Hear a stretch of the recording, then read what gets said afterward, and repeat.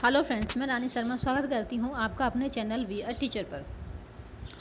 आज हम CTET paper 1 जून 2011 का पेपर डिस्कस करें, क्योंकि जून 2011 से ही फर्स्ट टाइम सीटेट का एग्ज़ाम होना शुरू हुआ था। तो शुरू से ही शुरू कर लेते हैं। अब तक जितने भी पेपर हुए हैं 2019 तक सारे पेपर हम डिस्कस करेंगे और न सिर्फ आंसर जानेंगे बल्कि उनको थोड़ा अच्छे से समझ के डिस्कस करेंगे, क्योंकि यदि आप सीटेट के सारे प्रीवियस ईयर के पेपर भी हल कर लेते हैं तो सीटेट पास करना कोई बहुत बड़ी बात नहीं है। लेकिन बस शर्त यह है कि आपको ठीक से समझना होगा क्वेश्चन को, उनकी थियोरी को और उनकी लैंग्वेज को। ठीक है, बिना समझे सिर्फ आंसर रटने से कुछ नहीं होगा। तो चलिए समझ लेते हैं। जहाँ ज़रूरत होगी, आपको लगेगा तो मैं थियोरी शेयर कर दूँगी साथ में, और यदि कहीं कोई दिक्कत हो तो आप कमेंट करके बता सकते हैं, उस हिसाब से और वीडियो बीच में डालते रहेंगे। बाकी ये सीरीज़ तो चलती ही रहेगी। तो चलिए आज से शुरू करते हैं। तो फर्स्ट पेपर था पेपर 1। फर्स्ट पार्ट होता है जिसमें बाल विकास यानी चाइल्ड साइकोलॉजी। चलिए, तो इसका फर्स्ट क्वेश्चन है, प्राथमिक स्तर पर एक शिक्षक में निम्न में से किसे सबसे महत्वपूर्ण विशेषता मानना चाहिए? तो आप ऑप्शन देख सकते हैं, धैर्य और दृढ़ता, बी शिक्षण पद्धतियों और विषयों के ज्ञान में दक्षता, सी अतिमानक भाषा में पढ़ाने में दक्षता, डी पढ़ाने की उत्सुकता। तो सारे ही ऑप्शन पढ़ने में तो ऐसे लग रहे हैं कि कंफ्यूज हो रहे हैं, लेकिन फिर हम क्या करेंगे, लेकिन इसका जो सही आंसर है, ज़्यादा हमें क्या करना है, वो आंसर देखना है जो सबसे उचित विकल्प हो। तो यही पेपर में हमें कंफ्यूज करता है, क्योंकि सारे ऑप्शन हमें एग्ज़ाम में ना एक जैसे ही दिखते हैं, समझ ही नहीं आता क्या लगाएं। तो प्राथमिक स्तर पर एक शिक्षक में निम्न में से किसे सबसे महत्वपूर्ण, तो सबसे महत्वपूर्ण जो विशेषता है वो इसका जो आंसर था वो था धैर्य और दृढ़ता। धैर्य और दृढ़ता, चूँकि प्राइमरी टीचर में ये विशेषता सबसे महत्वपूर्ण है। शिक्षण पद्धतियों में विषयों के ज्ञान में दक्षता, अतिमानक भाषा में पढ़ाने में दक्षता, पढ़ाने की उत्सुकता, ये सारी चीज़ें टीचर में होंगी ही, तभी तो वो जाके टीचर बना। लेकिन यदि उसके अंदर धैर्य और दृढ़ता नहीं होगी तो वो एक अच्छा टीचर नहीं माना जाएगा। ये उसकी विशेषता जो सबसे ज़्यादा महत्वपूर्ण है। क्वेश्चन नंबर 2 देख लेते हैं। एक शिक्षक अपने लोकतांत्रिक स्वभाव के कारण विद्यार्थियों को पूरी कक्षा में कहीं भी बैठने की अनुमति देता है। कुछ शिक्षार्थी एक साथ बैठते हैं और चर्चा करते हैं या सामूहिक पठन करते हैं, कुछ चुपचाप बैठकर अपने आप पढ़ते हैं।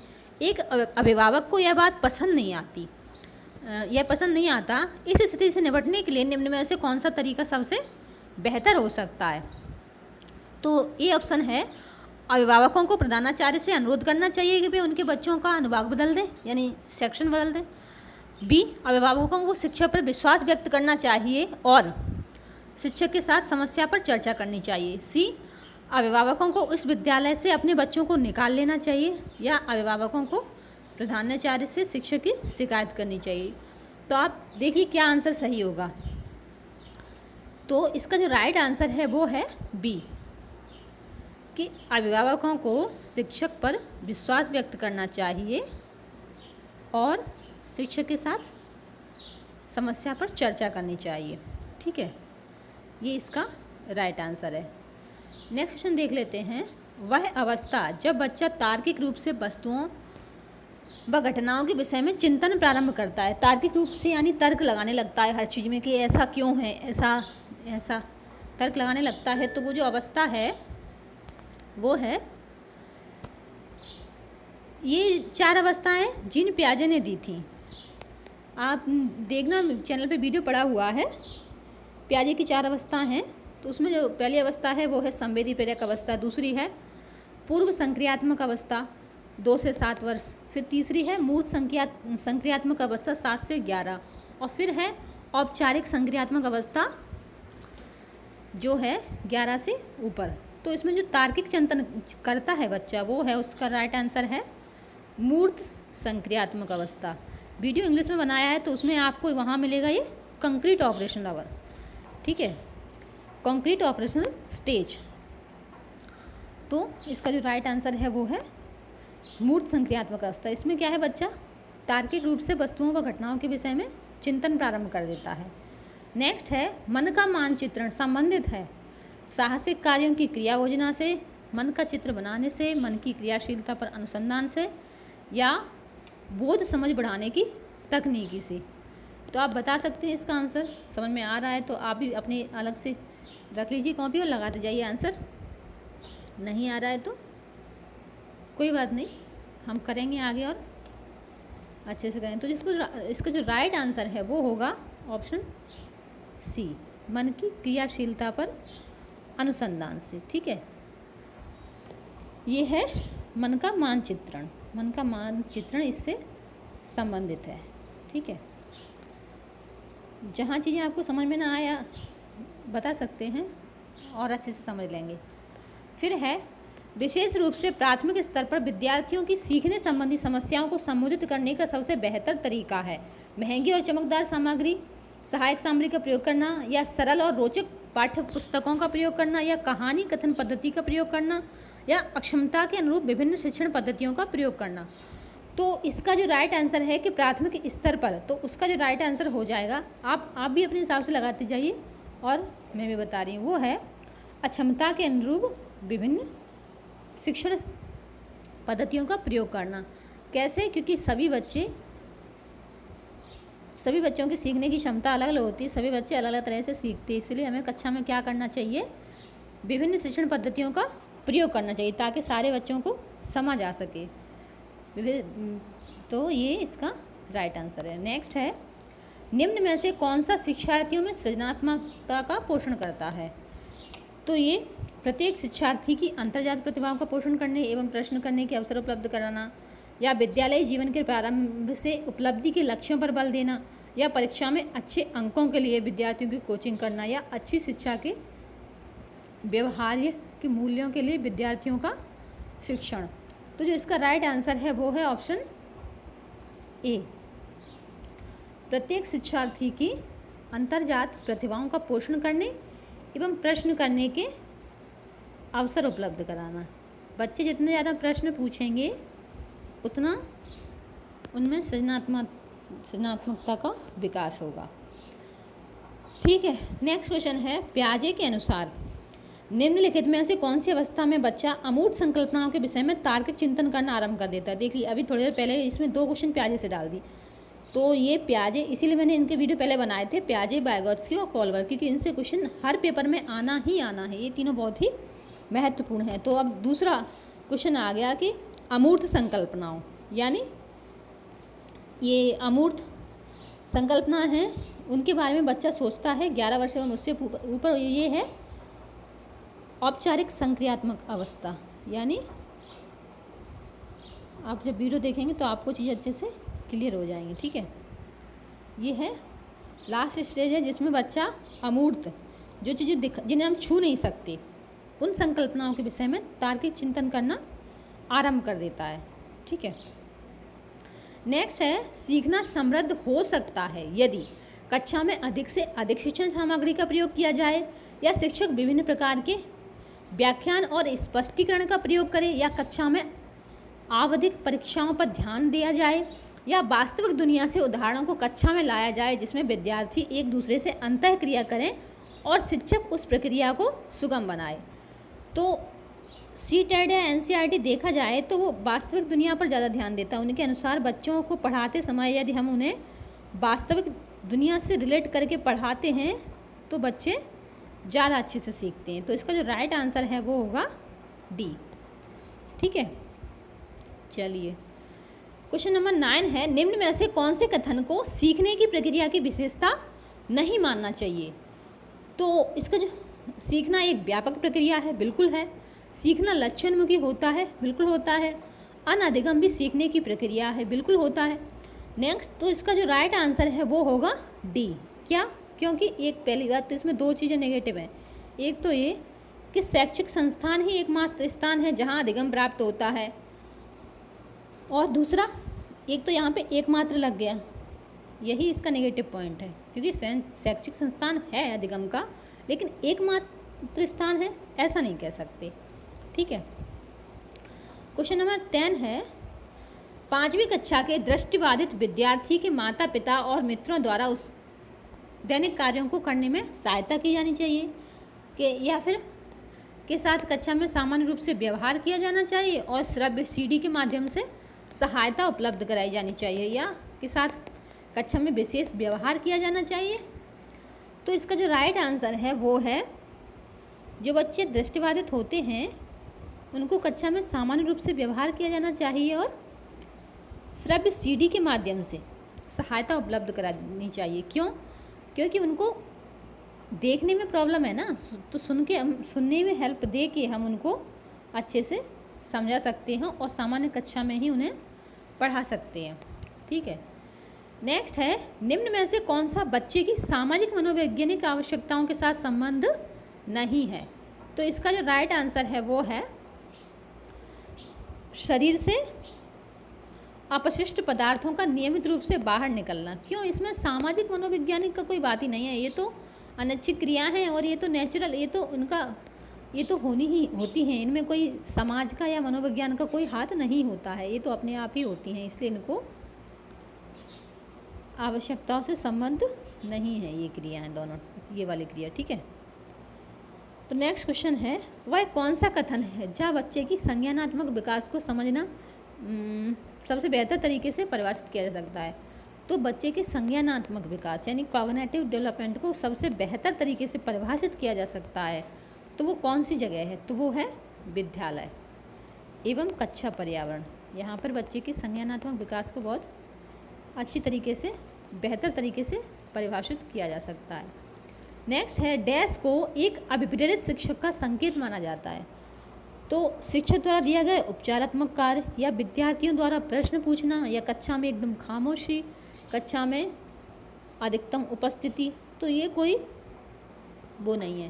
तो इसका जो राइट आंसर है वो है बी, विद्यार्थियों द्वारा प्रश्न पूछना। ठीक है, चलिए नेक्स्ट क्वेश्चन है निम्न में से कौन सा बुद्धिमान बच्चे का लक्षण नहीं है। तो वह जो प्रभावपूर्ण एवं उचित तरीके से संप्रेषण करने की क्षमता रखता है, वह जो अमूर्त रूप से सोचता रहता है, या वह जो नए परिवेश में स्वयं को समायोजित कर सकता है, या फिर वह जो लंबे निबंधों को बहुत जल्दी रटने की क्षमता रखता है। तो ये पहली बात तो हमें ये देखना है क्वेश्चन को कि हमें इसमें क्वेश्चन पढ़ते समय ध्यान देना है कि कहीं नहीं, एक्सेप्ट, ऐसे क्वेश्चन, ऐसे शब्दों को ध्यान रखना है। तो इसका जो राइट आंसर है वो होगा डी। क्यों? क्योंकि प्रतिभाशाली बच्चों का ये लक्षण नहीं है। कौन सा? निबंधों को बहुत जल्दी, लंबे निबंधों को बहुत जल्दी रटने की क्षमता, ये कोई प्रतिभाशाली या बुद्धिमान बच्चे के लक्षण नहीं हो सकते। ये तो बस कोई भी रटना कोई वो नहीं है, बुद्धिमानी की बात नहीं है रटना। ठीक है, जो रट सकता है उसको बुद्धिमान नहीं कहा जा सकता, बुद्धिमानी। तो नेक्स्ट है बच्चे दुनिया के बारे में अपनी समझ का सृजन करते हैं। इसका श्रेय किसको जाता है? तो इसका श्रेय जाता है पियाजे को। ठीक है, क्योंकि पियाजे ने ही कौन सी थियरी दी थी, वीडियो देखेंगे बताएंगे, आप बताने की कोशिश करेंगे। अगर आपने हमारे वीडियो देखे हैं तो बताएंगे कि पियाजे ने कौन सी थियरी दी थी। ठीक है, कमेंट बॉक्स में बताएंगे।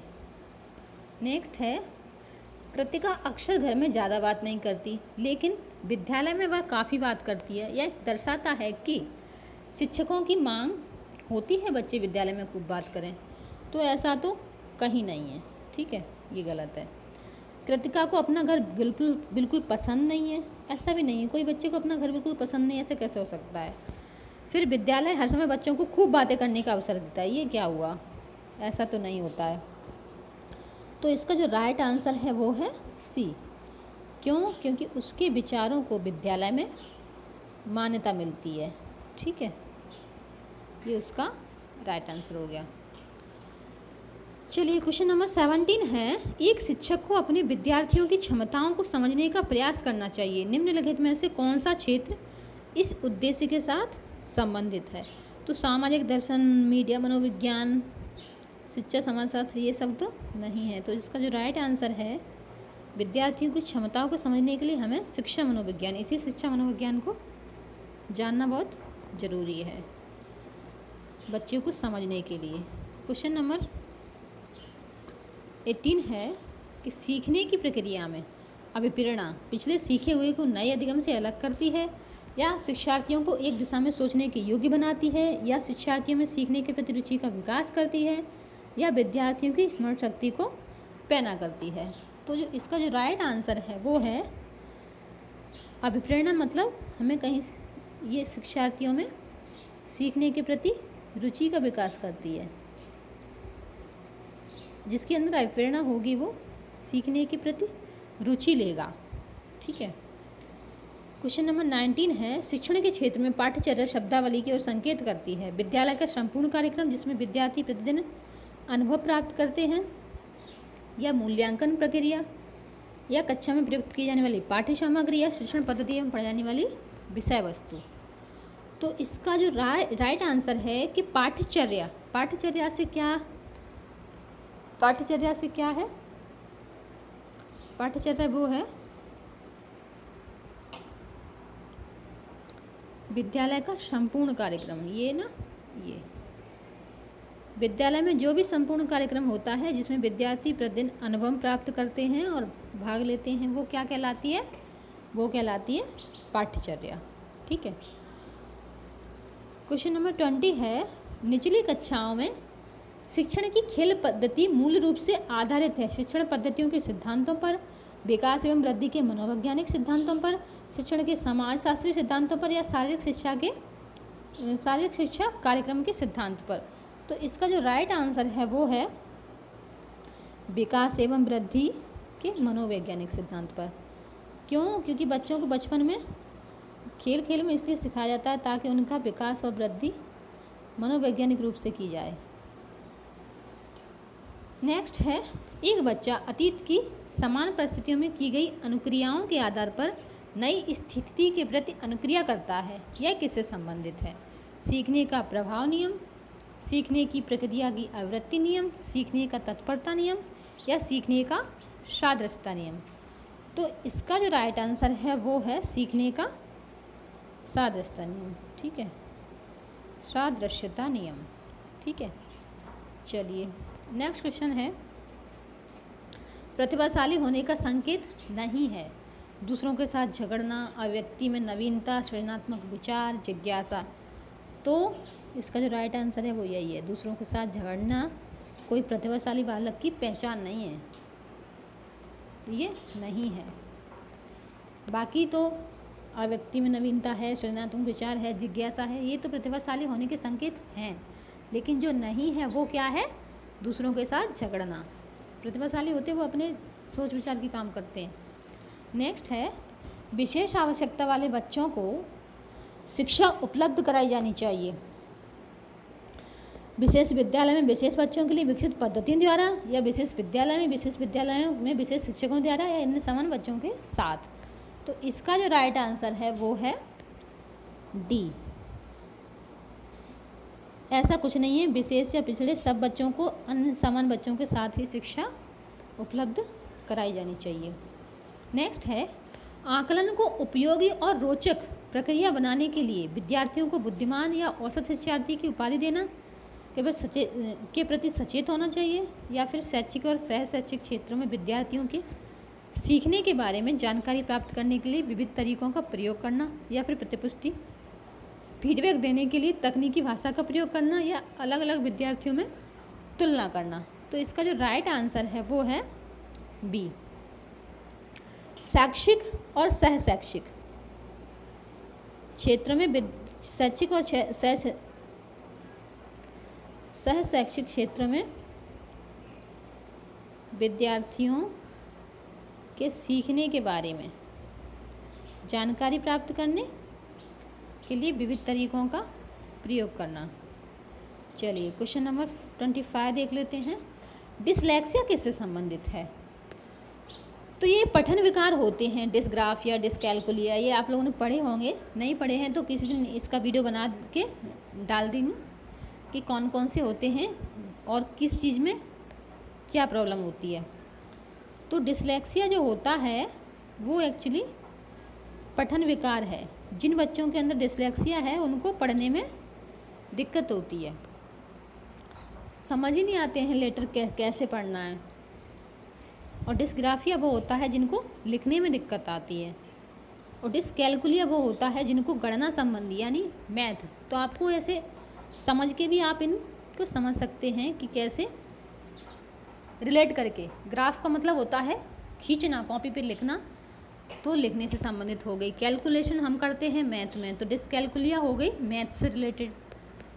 और डिसलेक्सिया तो है ही पढ़ने से संबंधित। तो क्वेश्चन नंबर 26 है, बच्चों की सीखने की प्रक्रिया में माता पिता को डैश भूमिका निभानी चाहिए। तो कैसी भूमिका निभानी चाहिए? तो माता पिता को निभानी चाहिए अग्रोन्मुखी भूमिका। ठीक है, चलिए आपको मैं एक कहानी बता देती हूँ। अभी कल मैं एक बुक पढ़ रही थी, how to win friends and influence people. ये डेल कार्नेजी की बुक है, काफ़ी अच्छी बुक है। तो उसमें मैंने देखा कि कैसे माता पिता अपने बच्चे की सीखने की प्रक्रिया में अग्रोन्मुखी भूमिका अदा करते हैं।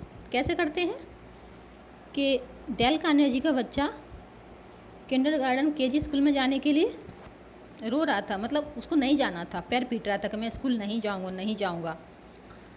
तो उन्होंने कहा, कोई और होता तो शायद पिटाई लगाता कि नहीं तुमको जाना ही है, या डांटता, जाना है मतलब जाना है, मैंने एडमिशन करा दिया अब तुम्हें जाना ही जाना है, कैसे भी करके ज़बरदस्ती भेज देता। लेकिन उन्होंने क्या किया, अपनी पत्नी और बच्चों के साथ मिलकर, बाकी बच्चों के साथ मिलकर उसकी चॉइसेस जानी कि वो क्या क्या करना पसंद करता है। तो उन्होंने देखा कि उसको ड्राइंग पसंद है, मतलब फिंगर प्रिंट ऐसे बच्चे करते हैं ना। तो उन्होंने कुछ बनाए, उनकी लिस्ट तैयार की, और फिर उसी दिन शाम को अपनी पत्नी, खुद और बच्चों के साथ मिलके किचन की टेबल पर वो बनाने लगे। तो उन्होंने देखा उनका जो छोटा बेटा था, जो स्कूल जाने से मना कर रहा था, वो झांक के देख रहा है कि क्या हो रहा है। सब बड़े मज़े से बातें कर रहे हैं, और उसके अंदर भी जानने की इच्छा हुई कि ये सब क्या कर रहे हैं। उसका मन हुआ जब उसने देखा कि सब अपना फिंगर से प्रिंट कर रहे हैं, तो उसका भी मन हुआ कि मुझे भी करना है। तो उसके पिता ने कहा, नहीं बेटा, ये सब कैसे करते हैं, ये सब जानने के लिए पहले तुम्हें किंडरगार्टन स्कूल जाना होगा, तभी तुम्हें पता चलेगा कि कैसे करते हैं। बिना जाने तुम कैसे कर पाओगे। तो क्या हुआ, अगले दिन सुबह वो देखते हैं कि सबके उठने से पहले ही उनका बेटा उठा बैठा है और उसको स्कूल जाने की बड़ी जल्दी है। तो इस तरह पेरेंट्स को अपने बच्चों के अंदर उस चीज़ की, मान लीजिए कोई बच्चा कोई बात नहीं मान रहा है, ऐसे ही टीचर के साथ, ये टीचर के लिए, पेरेंट्स के लिए, सबके लिए है। तो पेरेंट्स का अग्रोन्मुखी इसलिए कहा गया क्योंकि पेरेंट्स के साथ ही बच्चा पहले रहता है। तो बच्चों को वो काम करने के लिए उनके अंदर जिज्ञासा उत्पन्न करनी चाहिए, ताकि बच्चे वो काम खुशी खुशी कर सकें। और मान लीजिए वो, अगर हम बच्चों की इच्छा के बिना कोई काम करवाते हैं तो बच्चे वो काम कर भले ही लें, लेकिन वो उसको बहुत अच्छे तरीके से नहीं सीखते हैं, ना उनसे कोई उनका उतना अच्छा डेवलप होता है जितना होना चाहिए। चलिए, कहानी तो बहुत हो गई, नेक्स्ट क्वेश्चन देख लेते हैं। विकास कभी भी न समाप्त होने वाली प्रक्रिया है। यह विचार किससे संबंधित है? निरंतरता का सिद्धांत है, एकीकरण का सिद्धांत है, या अंतःक्रिया का सिद्धांत है, या फिर अंतर संबंध का सिद्धांत है? तो विकास कभी भी न समाप्त होने वाली प्रक्रिया है, ये जो है वो है निरंतरता का सिद्धांत। निरंतर चलता रहता है विकास, ठीक है, विकास निरंतर चलता रहता है, इसलिए ये निरंतरता का सिद्धांत है। क्वेश्चन नंबर 28 है कि सीखने के अंतर्दृष्टि सिद्धांत को किसने बढ़ावा दिया? तो अंतर्दृष्टि सिद्धांत को जिसने बढ़ावा दिया वो थे गेस्टाल्ट सिद्धांतवादी, ठीक है। ये गेस्टाल्ट सिद्धांतवादी में 3-4 लोग थे, वर्दीमर, कॉलर, कॉफा, ये सब थे, ठीक है। इनके अनुसार, इनका भी नियम थियरी है, नहीं पढ़ी होगी तो पढ़ा देंगे। तो ये 3-4 लोग थे, इन्होंने गेस्टाल्ट सिद्धांत दिया। यही मानते थे कि सीखने के अंतर्दृष्टि सिद्धांत को इन्होंने ही बढ़ावा दिया। फिर नेक्स्ट क्वेश्चन है कि निम्नलिखित में से किस अवस्था में बच्चे अपने समवयस्क समूह के सक्रिय सदस्य हो जाते हैं?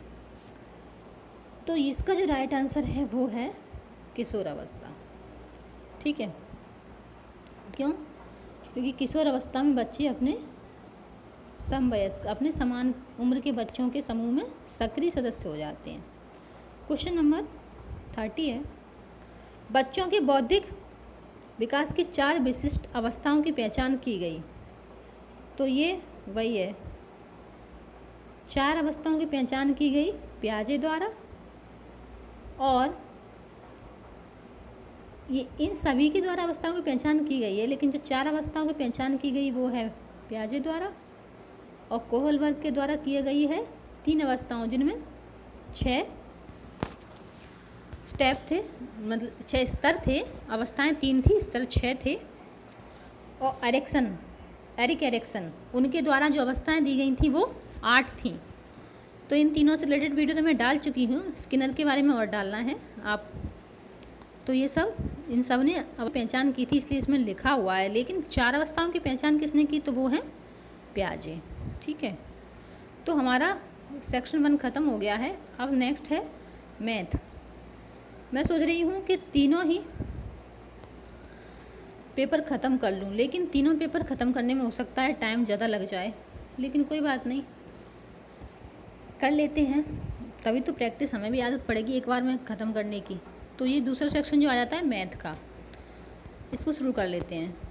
तो इसमें क्या है, निम्नलिखित प्रश्नों के उत्तर देने के लिए सबसे उचित विकल्प, इसमें भी वही है। तो इसमें प्रश्न है, एक पासे में विपरीत फलकों की संख्या का योगफल 7 होता है, निम्नलिखित में से कौन सा पासे में बलन होगा? तो आप इसमें देखिए, थोड़ा छोटा कर लेते हैं। ये 4 ऑप्शन दिए हुए हैं, इनसे पासा बनाना है मोड़ के। कैसे बनाना है? जैसे ये आप, इसका जो राइट आंसर है वो बता देती हूँ, फिर आपको समझ में आएगा कैसे। जैसे ये और ये खड़ा कर देंगे हम, ठीक है, तो 5 और 2 7 होता है, 3 और 4 भी 7 होता है। इसको ऐसे मोड़ेंगे तो 6 के ऊपर आएगा 7, तो ये भी 7 होगा। तो इसका जो राइट आंसर है वो है ऑप्शन बी। ठीक है, नेक्स्ट है, अगर हम सारा पेपर, हमें 3 घंटे का समय मिलता है ये पेपर करने के लिए, अगर यहाँ हम 3 घंटे में पेपर कर लेते हैं तो हम एग्ज़ाम में भी कर पाएंगे। नेक्स्ट है, मतलब हमें इतना अंदाज़ा हो जाए कि हम कर सकते हैं या नहीं। गणित करने की युक्ति के रूप में सवाल हल करना में शामिल है अनुमान लगाना, व्यापक अभ्यास, हल पर पहुंचने के लिए संकेतों का प्रयोग करना, या क्रियाकलाप आधारित उपागम। तो इसका जो राइट आंसर है वो है क्रियाकलाप आधारित उपागम। ठीक है, अभी मैं यहाँ आंसर बताती जा रही हूँ, हल करके जहाँ लगेगा वहाँ हल करके भी बताएंगे, और जहाँ फिर आपको नहीं समझ में आएगा मैथ, जैसे जिसको नहीं समझ में आता है तो उसके लिए अलग से वीडियो डाल लेंगे। ठीक है, तो क्वेश्चन नंबर 33 है कि प्राथमिक कक्षाओं में आकार और स्थान की समझ विकसित करने के लिए किए जाने वाले निम्नलिखित कार्यों को क्रम से लगाइए। नंबर 1, 2D आकारों की भुजाओं और शीर्षों का अवलोकन करते हुए उनकी विशेषताओं का मिलान करना। ये छोटा करके समझ में दिखाई नहीं देगा, दिखाई देगा। नेक्स्ट है, 2D आकारों की विशेषताओं का सहज बुद्धि से वर्णन करना, 2D आकारों को छांटना, या विभिन्न 2D आकारों की भुजाओं, शीर्षों, विकर्णों की गणना करते हुए उनका वर्णन करना। तो सबसे पहले इसमें क्या आएगा आप बता सकते हैं? तो इसका जो राइट आंसर होगा मैं बता देती हूँ, वो होगा ऑप्शन ए। कैसे? सबसे पहले इसमें 3 आएगा, सबसे पहले नंबर 1 पे आएगा 3, ठीक है, फिर आएगा 3 यानी 2D आकारों को छांटना, सबसे पहले हम आकारों को छांटेंगे, फिर आएगा 1 यानी 2D आकारों की भुजाओं और शीर्षों का अवलोकन करते हुए उनकी विशेषताओं का मिलान करना, ठीक है, फिर आएगा 4 विभिन्न 2D आकारों की भुजाओं, शीर्षों और विकर्णों की गणना करते हुए उनका वर्णन करना, फिर आएगा 2D आकारों की विशेषताओं का सहज बुद्धि से वर्णन करना। ठीक है, तो इसका जो राइट आंसर होगा वो हो जाएगा ऑप्शन ए। ठीक है, चलिए नेक्स्ट है गणित में, ये ना साइकोलॉजी है, मैथ में भी शुरू में जब फर्स्ट पेपर आया था उसमें साइकोलॉजी ज़्यादा पूछी गई थी सवालों की अपेक्षा। लेकिन अभी 2019 का पेपर आप देखेंगे तो उसमें सवालों की संख्या बढ़ गई है। क्यों? क्योंकि स्तर बढ़ता जा रहा है। लेवल कैसे धीरे धीरे बढ़ता गया है। आपको उसमें सारे पेपर कराऊंगी, 11, 12, 13, 14, 15, 16, 17, 19 तक सारे कराऊंगी। तो आप देखना, आप खुद ही देखना किस तरह से एग्ज़ाम का लेवल बढ़ा है पहले की अपेक्षा। तो गणित में निदानात्मक परीक्षण का उद्देश्य है सत्रांत परीक्षा के लिए प्रश्न पत्र की योजना बनाना, या बच्चों की समझ में निहित रिक्तियों को जानना, या अभिभावकों को प्रतिपुष्टि फीडबैक देना, या प्रगति पत्रक को भरना। तो निदानात्मक परीक्षण का जो उद्देश्य होता है, निदान मतलब जैसे बीमारी में क्या है निदान, उसी तरह बच्चों की समझ में निहित रिक्तियों को जानना। इसका जो राइट आंसर है वो होगा बच्चे क्या चीज़ नहीं समझ पा रहे हैं, उनकी क्या कमी रह रही है पढ़ने में, तो वो उनकी निहित रिक्तियों को जानना, ये होता है निदानात्मक परीक्षण। किसी बच्चे की क्या प्रॉब्लम है वो जान ली, उसके बाद हम उसको निदान करेंगे, उपचार करेंगे। इसको उपचारात्मक शिक्षा भी कहते हैं। ठीक है, फिर नेक्स्ट है, जब राजन के सामने शाब्दिक समस्याएं आती हैं तो वह प्राय पूछता है, मैं जमा करूं या घटा, मैं गुणा करूं या भाग। इस तरह के प्रश्न बताते हैं कि राजन जोड़ और गुणा नहीं कर सकता, राजन कक्षा में बाधा डालने के लिए अवसर खोजता है, या राजन को भाषा समझने में कठिनाई होती है, या राजन संख्याओं को नहीं समझता। तो इसका जो राइट आंसर है वो होगा डी। क्यों? क्योंकि राजन को संख्याओं को नहीं समझता है, इसीलिए वो अपने आप से ऐसे प्रश्न करता है। क्योंकि यदि उसको जोड़ और गुणा नहीं आते तब वो ये क्यों कहता कि मैं जोड़ करूँ या घटा, गुणा करूँ या भाग, ये तो उसको आता है तभी तो वो ये कह रहा है। तो उसको संख्याओं को नहीं समझता है वो। नेक्स्ट है, एक समचतुर्भुज की विकर्णों की लंबाई 8 सेंटीमीटर है और 6 सेंटीमीटर है, इसका परिमाण बताइए। तो ठीक है, अब समचतुर्भुज कैसा होता है? समचतुर्भुज ऐसा होता है, ऐसा करके, ऐसे करके, ऐसे, ये है समचतुर्भुज।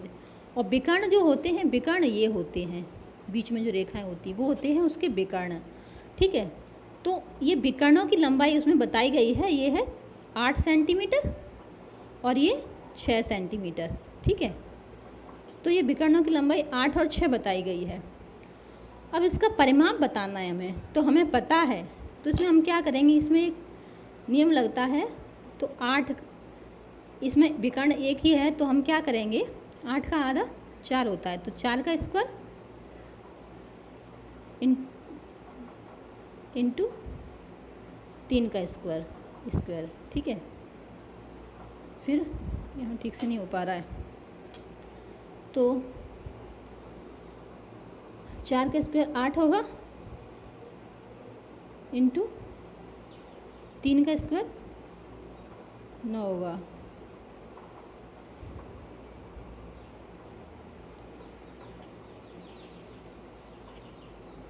ये साफ ठीक से तो यहाँ समझा देते हैं। ये समकोण आपने देखा, समकोण चतुर्भुज ऐसा होता है, जिस है ऐसे करके बनाया, और इसकी ये इनको बोलते हैं विकर्ण। ठीक है, तो ये 8 सेंटीमीटर है एक, और एक है ये 6 सेंटीमीटर। ठीक है, तो इनका क्या कर लेते हैं हम, इनका स्क्वायर ले लेते हैं। इसका ये सूत्र है, यहाँ समझा देते हैं। ए बी बराबर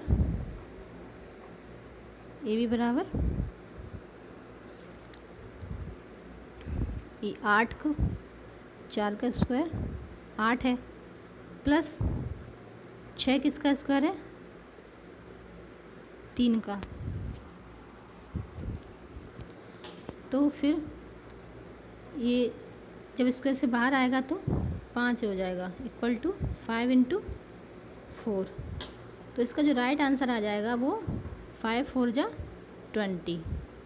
ठीक है, तो इसमें ऑप्शन में देख लेते हैं, 20 यहाँ है, ये 20 सेंटीमीटर। तो इसका जो परिमाप होगी वो होगी 20 सेंटीमीटर।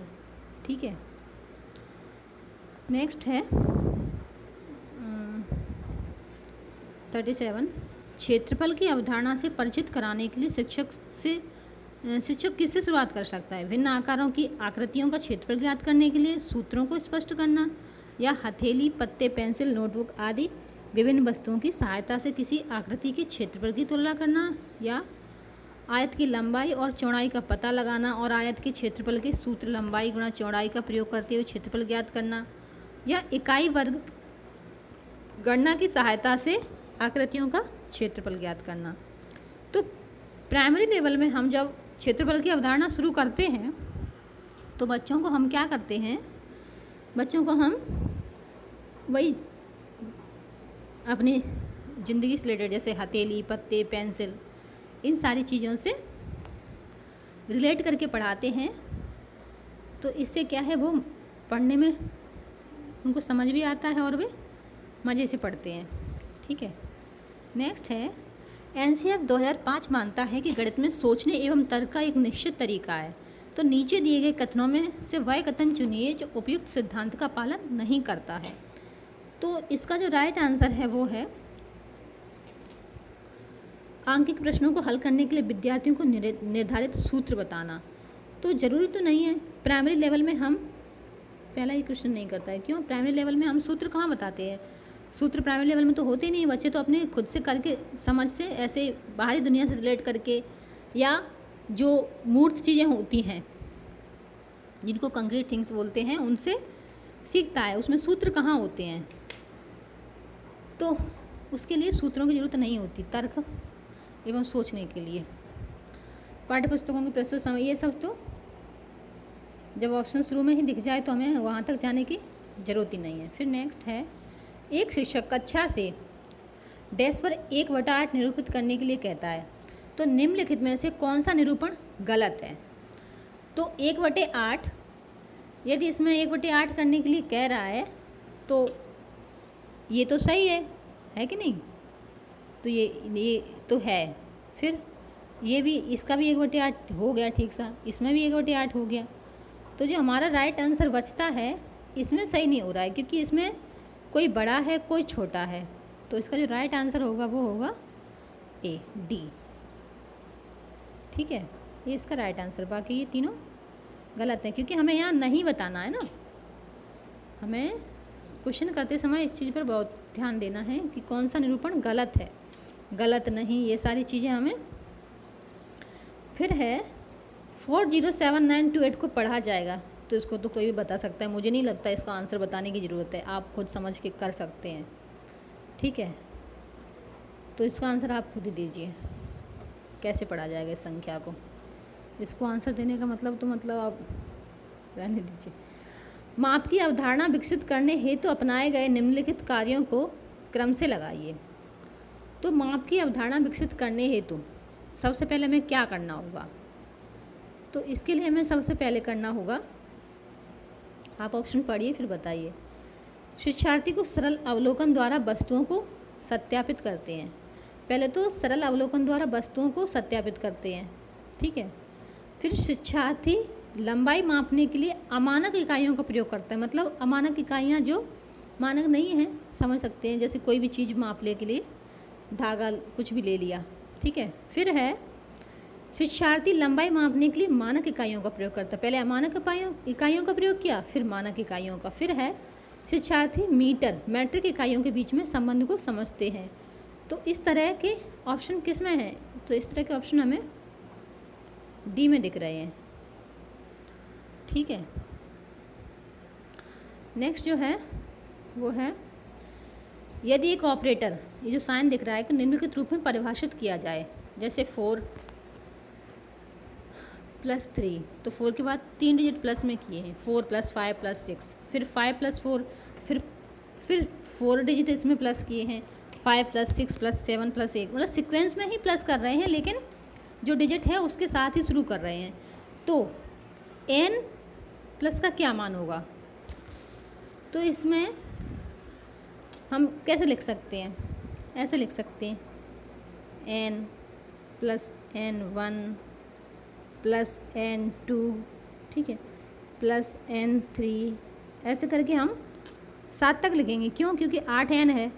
तो इसका जो राइट आंसर होगा वो 8n प्लस कितना आएगा? 28। ठीक है, तो इसका जो राइट आंसर है वो ये होगा। नेक्स्ट है क्वेश्चन नंबर 43 है, बच्चों के पर्यावरण में जो वस्तुएं लुढ़कती या फिसलती हैं उन पर कक्षा में चर्चा शुरू करो। बच्चों को उनके आकार देखने में और यह समझने में कि कैसे कुछ वस्तुएं लुढ़कती हैं और कुछ फिसलती हैं सहायता करें। तो स्रोत गणित के जादू तुम्हें एनसीईआरटी की कक्षा 2 की पाठ्य पुस्तक में इस तरह के सुझाव या समझाने में शिक्षक की सहायता करते हैं कि चर्चाएं बहुविध परिप्रेक्ष्यों को कक्षा में स्थान देती हैं, या चर्चा करना गणित की कक्षा के लिए सर्वश्रेष्ठ युक्ति है, या आसपास की चीज़ों के बारे में बच्चे का ध्यान आकर्षित करना शिक्षकों के लिए अनिवार्य है, या निदर्शन से संपूरित चर्चाएं विद्यार्थियों को संकल्पनाओं को बेहतर तरीके से समझने में सहायता करती हैं। तो इसका जो राइट आंसर है वो होगा डी। क्यों? क्योंकि बाकी सारी चीज़ें तो हम खुद ही समझ रहे हैं कि इनका कोई उद्देश्य नहीं है। ठीक है, ये तो किसी ने नहीं पढ़ा होगा ना, वो भी आंसर दे देगा मुझे लगता है। क्वेश्चन नंबर 44 है कि एक अच्छा गणितज्ञ होने के लिए जरूरी है, क्या जरूरी है? सवालों को उत्तर देने की तकनीकी में निपुणता, या अधिकतर सूत्रों को याद करना, या बहुत जल्दी सवालों को हल करना, या सभी अवधारणाओं को समझना, लागू करना और उनमें संबंध बनाना।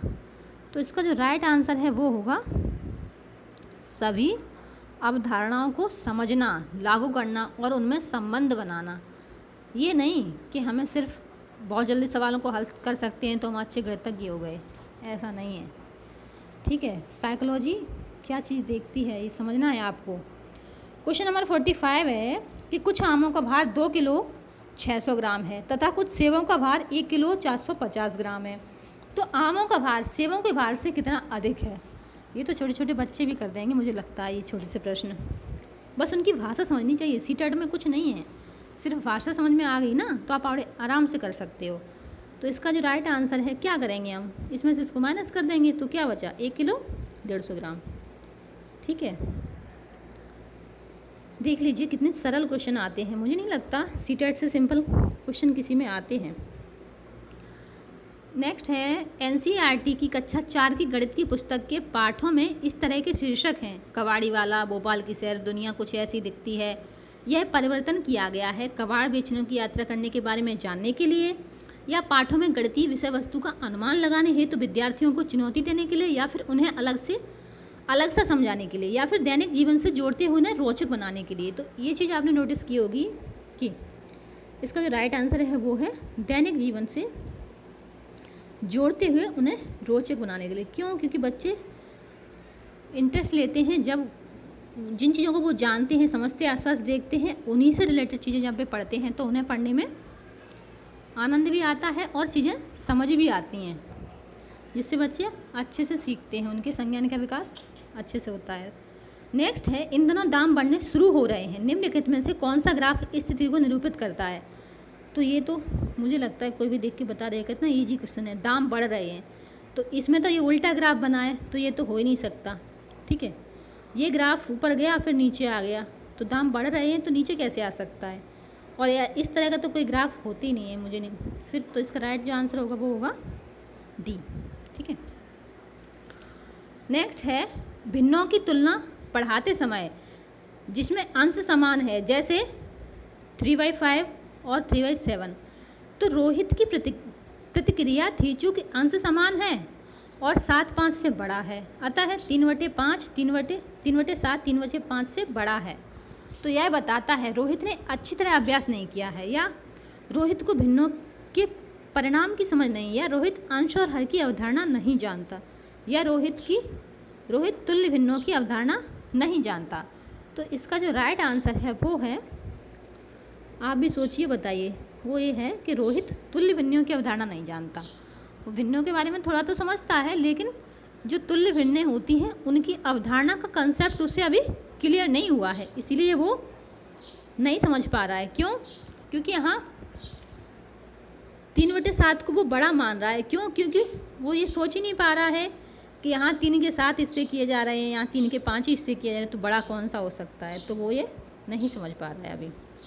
फिर है भिन्नों की अवधारणा से परिचित करने के लिए शिक्षक डैश शुरुआत कर सकता है। उनके आसपास की वस्तुओं में भिन्न भागों की पहचान करना, विभिन्न भिन्नों में अंश और हर की पहचान करना, या संख्या रेखा पर भिन्न का पता लगाना। तो इसका जो राइट आंसर है वो होगा, सबसे पहले शुरुआत किससे कर सकते हैं, उनके आसपास की वस्तुओं को। ठीक है, उनके आसपास की वस्तुओं में भिन्न भागों की पहचान कराना।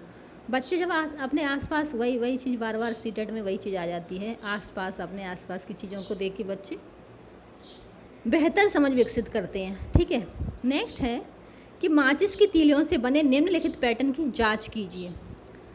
तो ये पैटर्न है, ये थोड़ा सा हो सकता है आपको समझ में ना आए, लेकिन बहुत ईजी है, इसमें भी कुछ नहीं है। तो आप देखिए फर्स्ट में क्या है, फर्स्ट में कितनी तीलियाँ हैं, आपको 6 तीलियाँ दिख रही हैं। ठीक है, दूसरे में कितनी दिख रही हैं, 6 और 4 10। तो उसमें क्या हुआ है, 4 प्लस हो गई। और हमें कितने चरणों तक ये पैटर्न की जांच करनी है, हमें जांच करनी है 15वें चरण तक की तीलियों के लिए। ठीक है, तो क्या करेंगे हम फिर प्लस करते जाएंगे। इसके साथ ही एक रूल होता है, चलिए हम पहले आपको वो बता देते हैं कि कैसे। तो उसमें हमने क्या देखा कि 4 तीलियाँ बढ़ रही हैं। ठीक है, तो इसमें एक सूत्र लगाते हैं हम,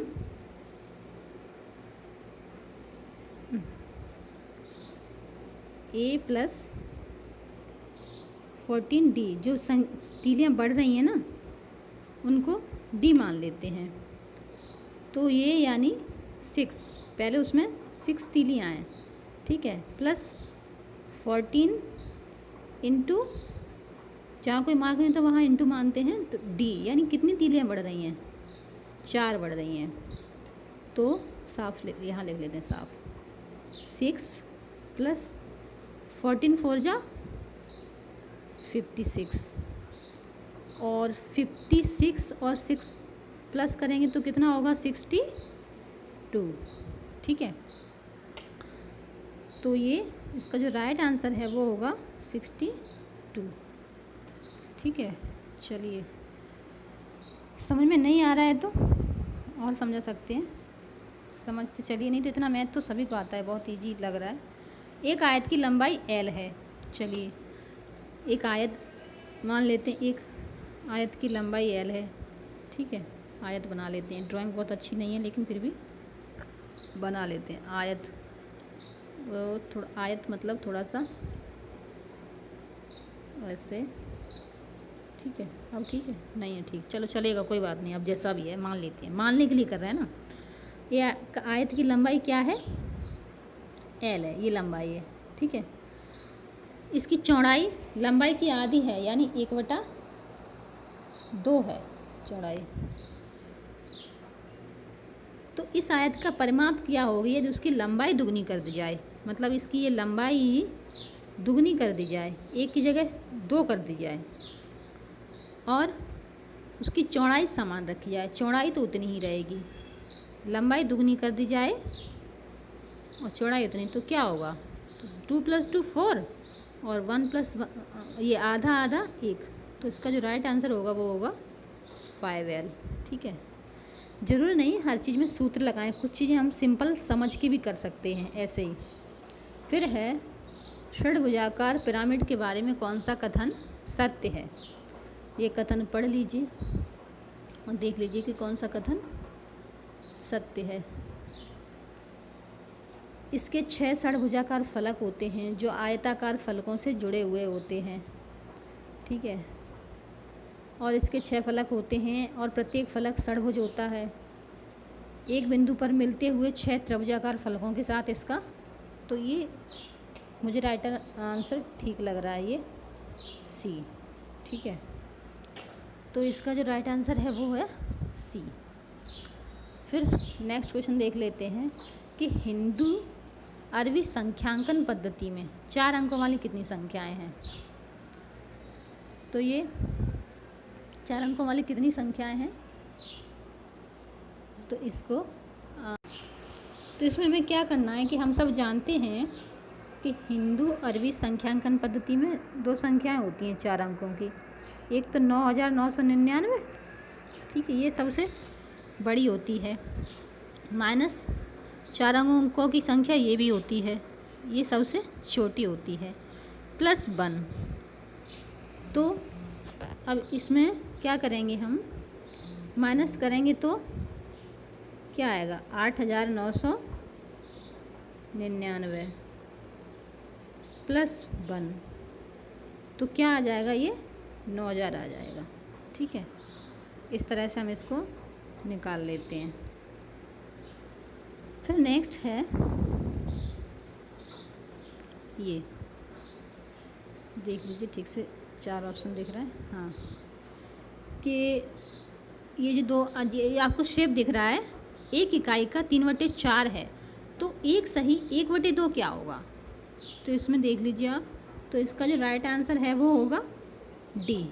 कैसे होगा, ऐसे होगा, बता देते हैं, चलिए, ऐसे होगा कि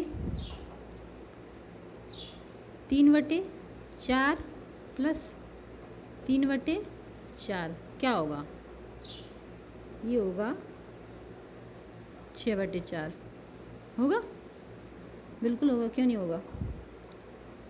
तो फिर क्या करेंगे, तो 6/4 को क्या हम ऐसे भी लिख सकते हैं, ऐसे, एक सही 1/2, बिल्कुल लिख सकते हैं, इतना भी नहीं तो सबको आता है, ऐसे ही लिख सकते हैं। तो जब ये 2 आधे हैं इसके, तो ये इसका 2 आधा ऐसे, तो ये दोनों आपको ये शेप दिख रही है, इसको 1 इकाई मान रहे हैं, तो इसको भी 1 इकाई मानेंगे, तो ये सही होगा। ठीक है, नेक्स्ट है संख्या 49532 का सन्निकट हजारवा मान। तो आपको पता होगा एस्टिमेट कैसे करते हैं। एस्टिमेट करने के लिए हमें क्या करना होता है, हम ये पहले तो हम इसको देखते हैं, 4 के बाद अगर हमें 10 का सन्निकट करना है तो हम ये देखते हैं कि हाँ 50 से अधिक है तो उसको ऊपर मानेंगे, और 100 का करना है तो 500 से अधिक है तो उसको फिर 1000 मानेंगे। फिर तो इसका जो आंसर है वो होगा 5000। क्यों, क्योंकि इसमें 4900 है, 4,09,000 है, तो ये 50,000 हो जाएगा। ठीक है, नेक्स्ट है निम्नलिखित में से कौन सी महत्तम संख्या है। ठीक है, तो इसमें से महत्तम संख्या है जो वो है, आप करके देखिए, एक आध सवाल, कुछ सवाल आप भी कीजिए, नहीं समझ में आए तो आप पूछ सकते हैं कमेंट में, मैं बता दूंगी करके। अभी मैं आंसर बता रही हूँ क्योंकि टाइम काफ़ी हो रहा है। तो नेक्स्ट है कि ध्यान से देखिए बस, अब ये कुछ सवाल आप भी हल कीजिए ताकि आपको भी थोड़ा दिमाग लगे। इसमें कुछ नहीं, इसमें सिर्फ टाइम नोटिस करना है हमें। तो आप बताइए कि तालिका से देख के बताइए कि कौन सी बस नई दिल्ली से मथुरा पहुंचने में सबसे कम समय लेगी। तो ये तो आपको बताना होगा, कुछ नहीं, टाइम को काउंट कर लो, कितने बजे पहुंचा रही है, ये इसका टाइम है, इसका टाइम, तीनों बसों का टाइम है, तो आप इसको कर सकते हो। तो इसका जो राइट आंसर है वो मैं बता देती हूँ, फिर अपना खुद मिला लेना। तो इसका जो राइट आंसर है वो है डी। ठीक है, पूरा पेपर 3 घंटे बैठ के हल करना ना, महाभारत एग्ज़ाम हॉल है, पता नहीं कैसे करेंगे। नेक्स्ट है 58 का कि भिन्नों का योग पढ़ाते समय शिक्षक को नीचे दी हुई एक त्रुटि ज्ञात हुई। क्या हुई, 1/3 plus 1/3 sorry 1/2 plus 1/3 equal to 2/5। बच्चे ने ऐसे जोड़ दिया नॉर्मल सा। ठीक है, तो इस स्थिति में शिक्षक को उपचारात्मक कार्य के रूप में क्या करना चाहिए। लघुत्तम समावर्तक की अवधारणा को समझाने में बच्ची की सहायता करे, या बच्ची से कहे कि वह अधिक से अधिक अभ्यास करे, या इसमें अधिक हस्तक्षेप नहीं करना चाहिए क्योंकि बच्ची जैसी है बड़ी होगी समझ जाएगी, या प्रत्येक भिन्न के परिमाप को समझाने में बच्ची की सहायता करे। तो इसका जो राइट आंसर है वो है लघुत्तम समावर्तक। एलसीएम में उसकी अवधारणा को समझने में बच्ची की सहायता करे। क्यों, क्योंकि ये सारी बच्ची अधिक से अधिक अभ्यास करेगी, फिर यदि उसको कंसेप्ट ही क्लियर नहीं होगा तो गलत अभ्यास करेगी ना। गलत अभ्यास करेगी तो कितना भी अभ्यास कर ले, जब तक गलत अभ्यास कर रही है वो सही सुधार नहीं हो सकता उसमें, ठीक है। और हस्तक्षेप ना करे फिर मतलब क्या टीचर का, ठीक है। बड़ी हो जाएगी, अपने आप समझिए फिर आप क्या पढ़ा रहे हो।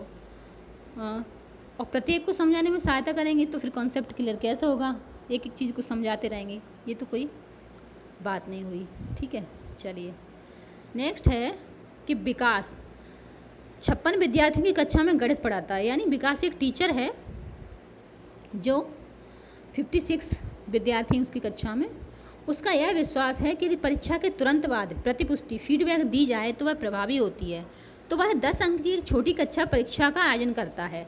तो प्रभावी तरीके से प्रतिपुष्टि फीडबैक देने का सबसे अच्छा तरीका कौन सा है? तो ये है, वह यादृच्छिक रूप से किसी भी एक कॉपी का चयन करे और बोर्ड की सहायता से उस कॉपी में उत्तर प्राप्त करने की विधि पर चर्चा करे, या फिर वह विद्यार्थियों को एक दूसरे के उत्तरों की जांच करने दे, या वह प्रत्येक सवाल को हल को बोर्ड पर समझाए और विद्यार्थियों से कहे कि स्वयं अपने उत्तरों की जांच करे, या वह पूरी कक्षा के लिए चर्चा का आयोजन कर सकता है कि वे किन तरीकों से अपने उत्तरों पर पहुँचें और सही उत्तर पर पहुँच की प्रभावी युक्ति कौन सी है।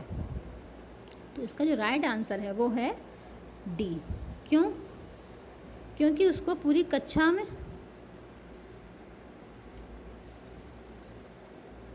ज़्यादा विद्यार्थी समझाने का चर्चा करनी चाहिए, तरीकों को अपने उत्तरों पर पहुंचने का और सही उत्तर पर पहुंचने की प्रभावी युक्ति बतानी चाहिए। तो ये यहाँ तक है प्रश्न, देख लीजिए। फिर नेक्स्ट है, एक लास्ट क्वेश्चन है इस सेक्शन का, क्वेश्चन नंबर 60 है, एक शिक्षक आकार पढ़ाने के लिए ऐतिहासिक स्थानों के भ्रमण की योजना बना सकता है, क्योंकि आकार किसी भी वास्तुकला का एक अभिन्न हिस्सा होते हैं और इस तरह के भ्रमण से सभी विषयों के आपसी संबंधों को बढ़ावा देते हैं, या उसने समय रहते अधिकांश पाठ्यक्रम पूरा कर लिया है और अवकाश उपलब्ध कराने की आवश्यकता है। तो यह गणित की रोजाना की कक्षा के लिए एक अच्छा अवकाश होगा और साथ ही संप्रेषण परक कौशल में सुधार के लिए एक बेहतर अवसर होगा। यह क्षेत्र भ्रमण CBSE द्वारा अनुशंसित किए गए हैं, इसलिए अति आवश्यक हैं। तो ऐसा कुछ नहीं है कि अति आवश्यक हैं, ठीक है। तो इसका जो राइट आंसर है वो होगा ए। क्यों? क्योंकि वो वास्तुकला का एक अभिन्न हिस्सा होते हैं आकार। ये पाठ पूरा कर लिया है इसलिए अवकाश की उपलब्धि, ये सारे क्वेश्चन तो निगेटिव हैं। तो इसका जो राइट आंसर होगा वो 60। चलिए हमारा दूसरा सेक्शन यहाँ ख़त्म हो गया। यहाँ मैं आपको एग्ज़ाम पेपर के लिए बैठने के लिए प्लस 3 घंटे बोर ना हो इसलिए प्रिपेयर करा रही हूँ। तो हमारा तीसरा सेक्शन आ जाता है पर्यावरण, ठीक है। चलिए जल्दी कर लेते हैं। यहाँ हम देखेंगे क्या हमने इसको 3 घंटे में हल कर पाया। यदि हमने 3 घंटे में कर लिया है तो इसका मतलब हम टाइम हमारा ठीक है। तो निम्नलिखित प्रश्नों को उत्तर देने के लिए सबसे उचित विकल्प चुनिए। तो क्वेश्चन नंबर 1 है कि दत्त कार्य के संबंध में निम्नलिखित में से कौन सा कथन सही है। दत्त कार्य यानी होमवर्क, ठीक है। दत्त कार्य अभिभावकों भाइयों बहनों के द्वारा अपनी क्षमता के अनुसार किया जा सकता है? नहीं। तो प्रतिदिन विविधता और अभ्यास कराने के लिए कक्षा कार्य और फिर गृह कार्य के रूप में दत्त कार्य की आवश्यकता है। दत्त कार्य आकलन का एकमात्र तरीका है। दत्त कार्य बच्चों को सूचना खोजने, अपने विचारों पर निर्माण करने और उन्हें उच्चारित करने का अवसर प्रदान करता है। तो इसका जो राइट आंसर है वो है ये। होमवर्क क्यों दिया जाता है बच्चों को? इसलिए दिया जाता है ताकि वो सूचना खोजें, अपने विचारों का निर्माण करें, उन्हें उच्चारित करने का अवसर प्रदान करने के लिए दत्त कार्य यानी होमवर्क दिया जाता है, ठीक है। क्वेश्चन नंबर 62 है कि पर्यावरण अध्ययन की कक्षा में सरल प्रयोग और निदर्शन किए जा सकते हैं। कक्षा में अनुशासन को सुनिश्चित करने हेतु, बच्चों की नियंत्रित करने के लिए, या बच्चों को स्वयं सीखने के योग्य बनाने और अवलोकन कौशलों को पैना करने के लिए, या उच्च कक्षाओं में क्या किया जाता है उसका अनुकरण करने के लिए, या बच्चों द्वारा पूछे गए प्रश्नों पर आधारित विचारों पर चर्चा करने, अवलोकन को दर्ज करने तथा उनका विश्लेषण करने के लिए। तो इसका जो राइट आंसर है वो है बी।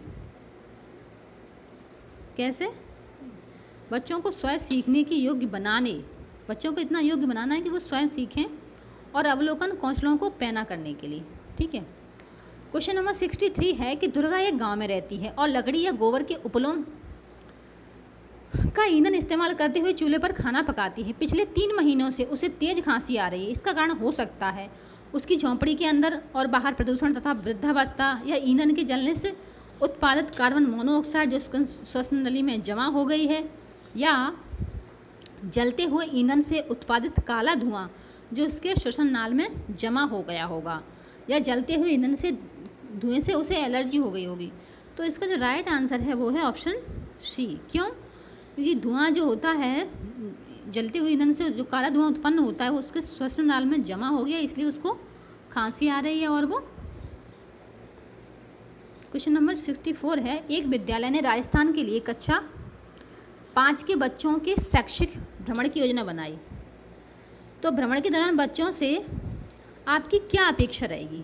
ठीक है, चीज़ों के बारे में बिना कोई प्रश्न पूछे सभी का अवलोकन करना चाहिए, ऐसा थोड़ी ना होता है। बच्चे प्रश्न तो पूछेंगे ही और पूछना चाहिए भी। ठीक है, उन्हें आनंद उठाना चाहिए, बिल्कुल उठाना चाहिए, लेकिन सिर्फ आनंद उठाना तो नहीं उद्देश्य होता है। ठीक है, उन्हें ध्यान से अवलोकन करना चाहिए, टिप्पणियाँ दर्ज करनी चाहिए और बाकी बच्चों तथा शिक्षकों के साथ अपने अवलोकन को बांटना चाहिए। हाँ, ये हो सकता है। ये क्यों हो सकता है? क्योंकि यदि उनके देखते इससे बेहतर आंसर होगा। तो यदि उनके कोई प्रश्न हो तो उन्हें दर्ज कर लेना चाहिए और पहुंचने के बाद अभिभावकों से पूछना चाहिए। तो ये तो नहीं है, अभिभावकों को क्या पता, घूमने तो वो टीचर के साथ गए तो टीचर से ही पूछना चाहिए ना, तुरंत पूछना चाहिए, बाद में पूछने से क्या मतलब है। क्वेश्चन नंबर 65 है कि रीना अपने घर का कूड़ा नीचे दर्शाए गए तरीके से 2 ढेरियों में जमा करती है। आप देख पा रहे होंगे, केले के छिलके, सब्जियों के छिलके, ये सभी दो डिब्बे हैं तो रीना ने 2 ढेरियों में कूड़ा निम्न आधार पर अलग किया है। दुर्गंध है, दुर्गंध रहित, अपघटित होने वाले, अपघटित नहीं होने वाले, या पुनः चक्रण किया जा सकने वाले, पुनः चक्रण नहीं किया जा सकने वाले, या घरेलू कचरा है, औद्योगिक कचरा है। तो इसका जो राइट आंसर है वो है अपघटित। कूड़ा नंबर 1 में है वो तो अपघटित हो जाते हैं, और नंबर 2 में है वो अपघटित नहीं होते हैं। ठीक है, अपघटित नहीं होने वाला है। तो इस तरह से दुर्गंध और बिना दुर्गंध से कोई मतलब नहीं है इसमें। फिर है, दोपहर के भोजन अवकाश के बाद पर्यावरण अध्ययन पढ़ाते समय आप यह पाते हैं कि बच्चे पाठ में रुचि नहीं ले रहे हैं, तो आप क्या करेंगे? बच्चों से कहेंगे कि बैठ डेस्क पर सिर रख के आराम करें, या पाठ को रोचक बनाने के लिए बहुआयामी बुद्धि पर आधारित दृश्य श्रव्य सामग्री का प्रयोग करेंगे, या प्रकरण को तुरंत बदल देंगे, या बच्चों को बाहर मैदान में खेलने के लिए ले जाएंगे। तो इसका जो राइट आंसर है वो होगा, पाठ को रोचक बनाने के लिए बहुआयामी बुद्धि पर आधारित श्रव्य दृश्य, यानी उनको कुछ ऑडियो विजुअल दिखाएंगे ताकि वो इंटरेस्ट लेंगे पढ़ने में। ठीक है, बाकी सारी चीज़ें क्लास में करने के लिए थोड़ी ना आता है बच्चा, इतना टाइम है। नेक्स्ट है, पर्यावरण अध्ययन के शिक्षक के रूप में आप बच्चों को चिड़ियाघर ले जाने की योजना बनाते हैं। आप बच्चों को निम्नलिखित में से कौन सी गतिविधि करने की अनुमति नहीं देंगे? तो यहाँ नहीं देंगे। अब देख लीजिए आप किस चीज़ को करने की अनुमति नहीं देंगे। तो चिड़ियाघर के विभिन्न जानवर कौन सा भोजन खाते हैं यह पता लगाना, बिल्कुल सही है, लगाएंगे। तो चिड़ियाघर में जिन जानवरों को वे देखेंगे उनकी फ़ोटो एकत्रित करना बिल्कुल कर सकते हैं। चिड़ियाघर में उन्होंने जो देखा उसका चित्र बनाने के लिए उनकी ड्राइंग कॉपी रख सकते हैं, बच्चे साथ में ले जा सकते हैं, कोई गलत बात नहीं है। फिर है, चिड़ियाघर के जानवरों के लिए बहुत सारी खाने की सामग्री ले जाना, ये तो नहीं हो सकता। क्यों? तो इसका जो राइट आंसर होगा, उन्होंने क्या बोला था? नहीं है। तो राइट आंसर है ये तीनों कर सकते हैं, लेकिन ये नहीं है, तो ये इसका आंसर होगा। क्वेश्चन नंबर 68 है कि बीज अंकुरण की अवधारणा को इस तरह सबसे बेहतर तरीके से पढ़ाया जा सकता है। अंकुरित बीजों को फोटो दिखाना, अंकुरित बीजों की फोटो दिखाना, कक्षा में अंकुरित बीजों को दिखाना और अंकुरण की प्रक्रिया को स्पष्ट करना, बोर्ड पर चित्र बनाते हुए अंकुरण के चरणों को प्रदर्शित करना, या बीज बोने अंकुरण के विभिन्न चरणों का अवलोकन करने और उनका चित्र बनाने की गतिविधि को बच्चों को निष्पादित करने के लिए कहना। तो इसका जो राइट आंसर है वो हो जाएगा डी। बच्चे जब खुद बीज बोएंगे, अंकुरण के विभिन्न चरणों का अवलोकन करेंगे, तो उनको ज़्यादा अच्छे से समझ में आएगी चीज़ें। क्वेश्चन नंबर 69 है कि मीरा और दिव्या 2 छोटी लड़कियां हैं। मीरा समोसे, कटलेट और डबल रोटी खाना पसंद करती है, जबकि दिव्या ऐसा भोजन पसंद करती है जिसमें लौह तत्व की कमी है। तो मीरा और दिव्या को निम्नलिखित बीमारियों में से क्रमशः कौन सी बीमारी होगी? तो जो समोसा, कटलेट, डबल रोटी ये सारी चीज़ें खाएंगे तो वो तो मोटापा का शिकार होगा ही। और जो लोह तत्व यानी जिसमें खून की कमी होगी तो उसको क्या होगा, उसको एनीमिया होगा। तो सीधा सा आंसर है इसका मोटापा और एनीमिया। फिर है नींबू साधारण पानी में डूब जाता है लेकिन नमकीन पानी में तैरता रहता है, क्योंकि नींबू का घनत्व नमकीन पानी में कम हो जाता है या नमकीन पानी का घनत्व। तो आपने देखा होगा डेड सी के बारे में भी सुना होगा, वहाँ लोग तैरते हैं, क्यों? क्योंकि वहाँ नमक ज़्यादा है, तो नमकीन पानी का घनत्व ज़्यादा होता है, इसलिए वहाँ पे चीज़ें तैरती हैं। ठीक है। क्वेश्चन नंबर 71 है, पके हुए चावल रेफ्रिजरेटर में अपेक्षाकृत लंबे समय तक परिरक्षित किए जा सकते हैं क्योंकि रेफ्रिजरेटर में कुछ ऐसे रसायन होते हैं जो रोगाणुओं को नष्ट कर देते हैं, या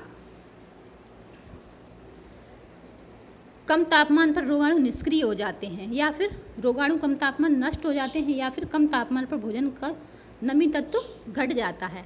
तो इसका जो राइट आंसर है वो है बी, निष्क्रिय हो जाते हैं। जहाँ टेम्परेचर कम होगा वहाँ पे रोगाणु निष्क्रिय हो जाते हैं, इसलिए चावल खराब नहीं होते। रक्त की जांच द्वारा किसकी उपस्थिति से मलेरिया की पहचान होती है? तो ब्लड में हम किस चीज़ की, तो ये रक्त में क्षतिग्रस्त है तो उसका ये तो नहीं होता है, ये भी नहीं है, ये भी नहीं है। ये तो रक्त में कहाँ होती हैं? तो रक्त में होती हैं वो हैं लाल रक्त कोशिकाओं में मलेरिया परजीवी, जिन्हें प्लाज्मोडियम कहते हैं। ठीक है। नेक्स्ट है, पर्यावरण अध्ययन की कक्षा में अवधारणा को स्पष्ट करने के लिए कविताओं और कहानी कथन का प्रयोग करना उचित दिशा में बच्चों की ऊर्जा को संकेंद्रित करना है, या पाठ को आनंददायक और रोचक बनाने में मदद करता है, या फिर स्थानीय एवं विश्व स्तर पर संसार की प्रकृति को खोजने और कल्पना करने की योग्यता का विकास करने में मदद करता है, या फिर बच्चों में विद्वान भाषिक एवं सांस्कृतिक विविधता को ध्यान में रखता है। तो इसका जो राइट आंसर है वो है स्थानीय एवं विश्व स्तर पर संसार की प्रकृति को खोजने और कल्पना करने की योग्यता का विकास करने में मदद करता है। ठीक है। अब है कि किसके नेतृत्व में चिपको आंदोलन को बल मिला? बताइए किसके नेतृत्व में मिला? तो ये है आंसर सुंदरलाल बहुगुणा, जो कि उत्तराखंड के हैं। ठीक है। इनको मैन ऑफ द क्या कहा जाता है?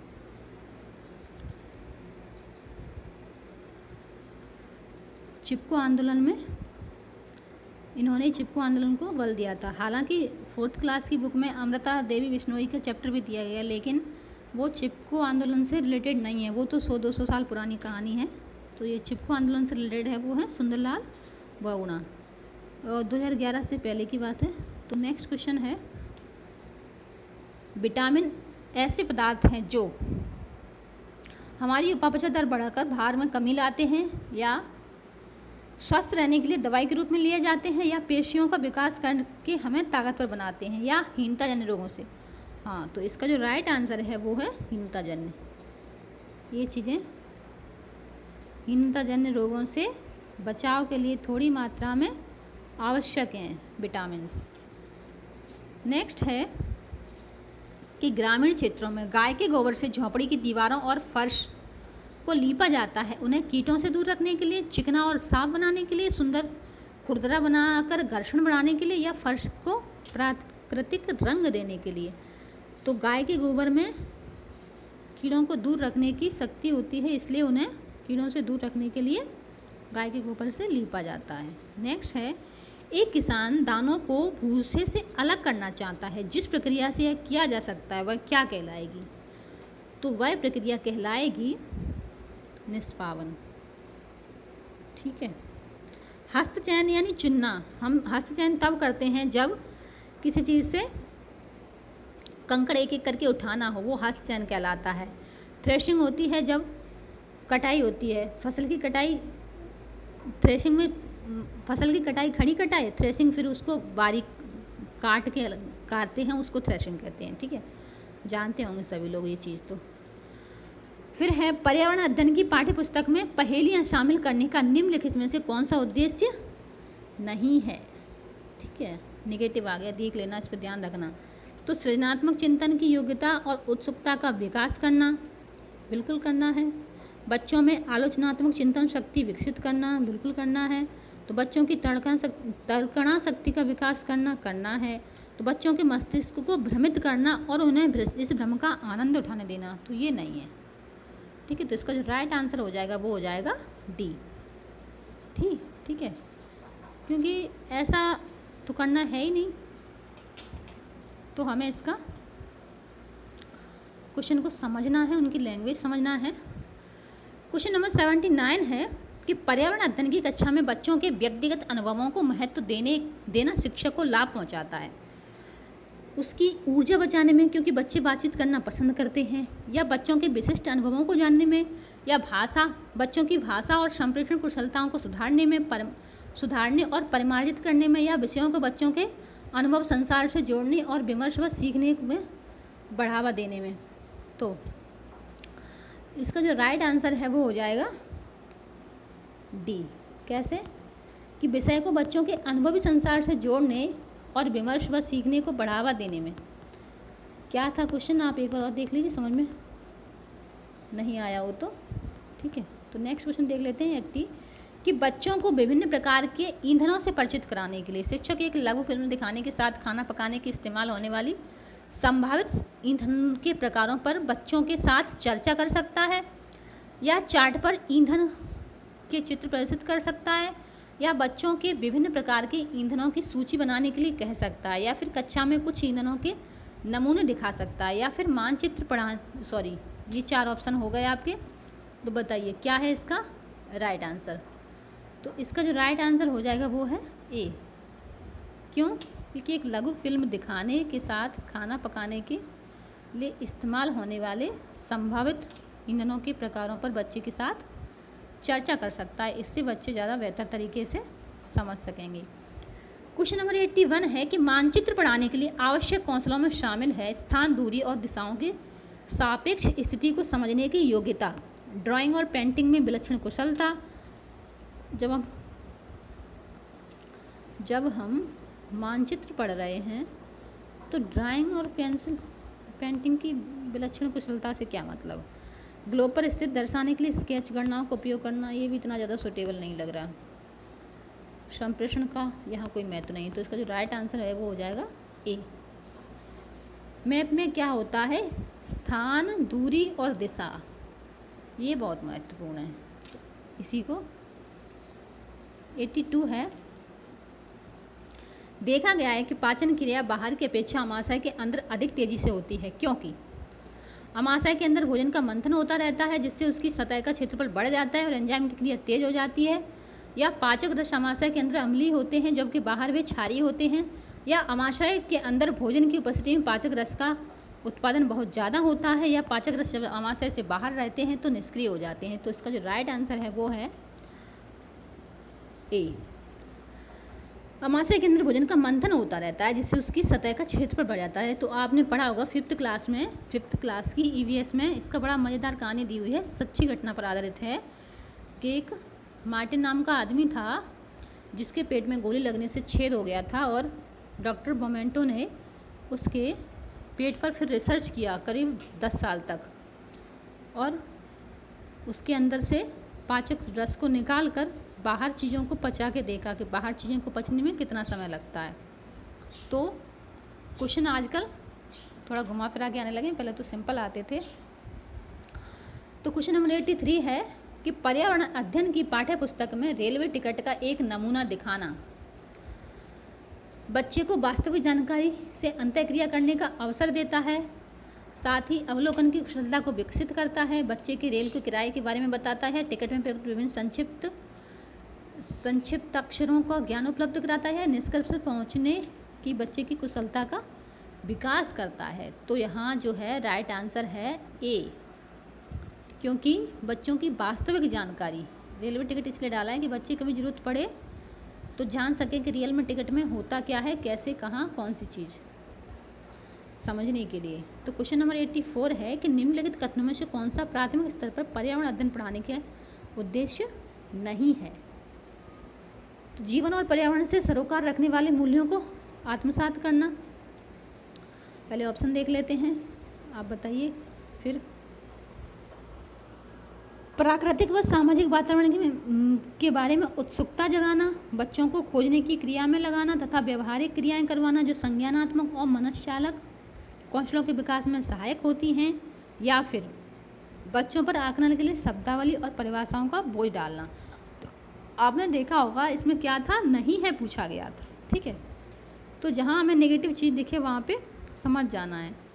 तो बच्चों पर आकलन के लिए शब्दावली परिभाषाओं का बोझ डालना, रटना, परिभाषाएं, शब्दावली, ये सब कभी नहीं मानता एनसीईआरटी ना,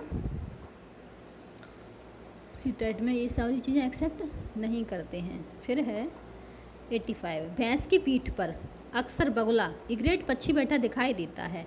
ऐसा इसलिए होता है क्योंकि बगुला, number A dash, question option number A है कि घास में पाए जाने वाले कीट खाता है, या भैंस की पीठ पर बैठकर गाना पसंद करता है, या उड़ने के बाद थोड़ा आराम करता है, या भैंस की पीठ पर परजीवी कीट खाता है। तो ये 3rd क्लास की ईवीएस बुक में दिया है, तो वो है डी। तो बगुला इसलिए बैठा होता है भैंस की पीठ पर क्योंकि वो उसकी पीठ पर जो परजीवी होते हैं उनको खाता है, बाकी सारी चीज़ें नहीं करता है। फिर है कि निम्नलिखित में से कौन सा प्राथमिक विद्यालय में पर्यावरण अध्ययन पढ़ाने का उद्देश्य निरूपित है।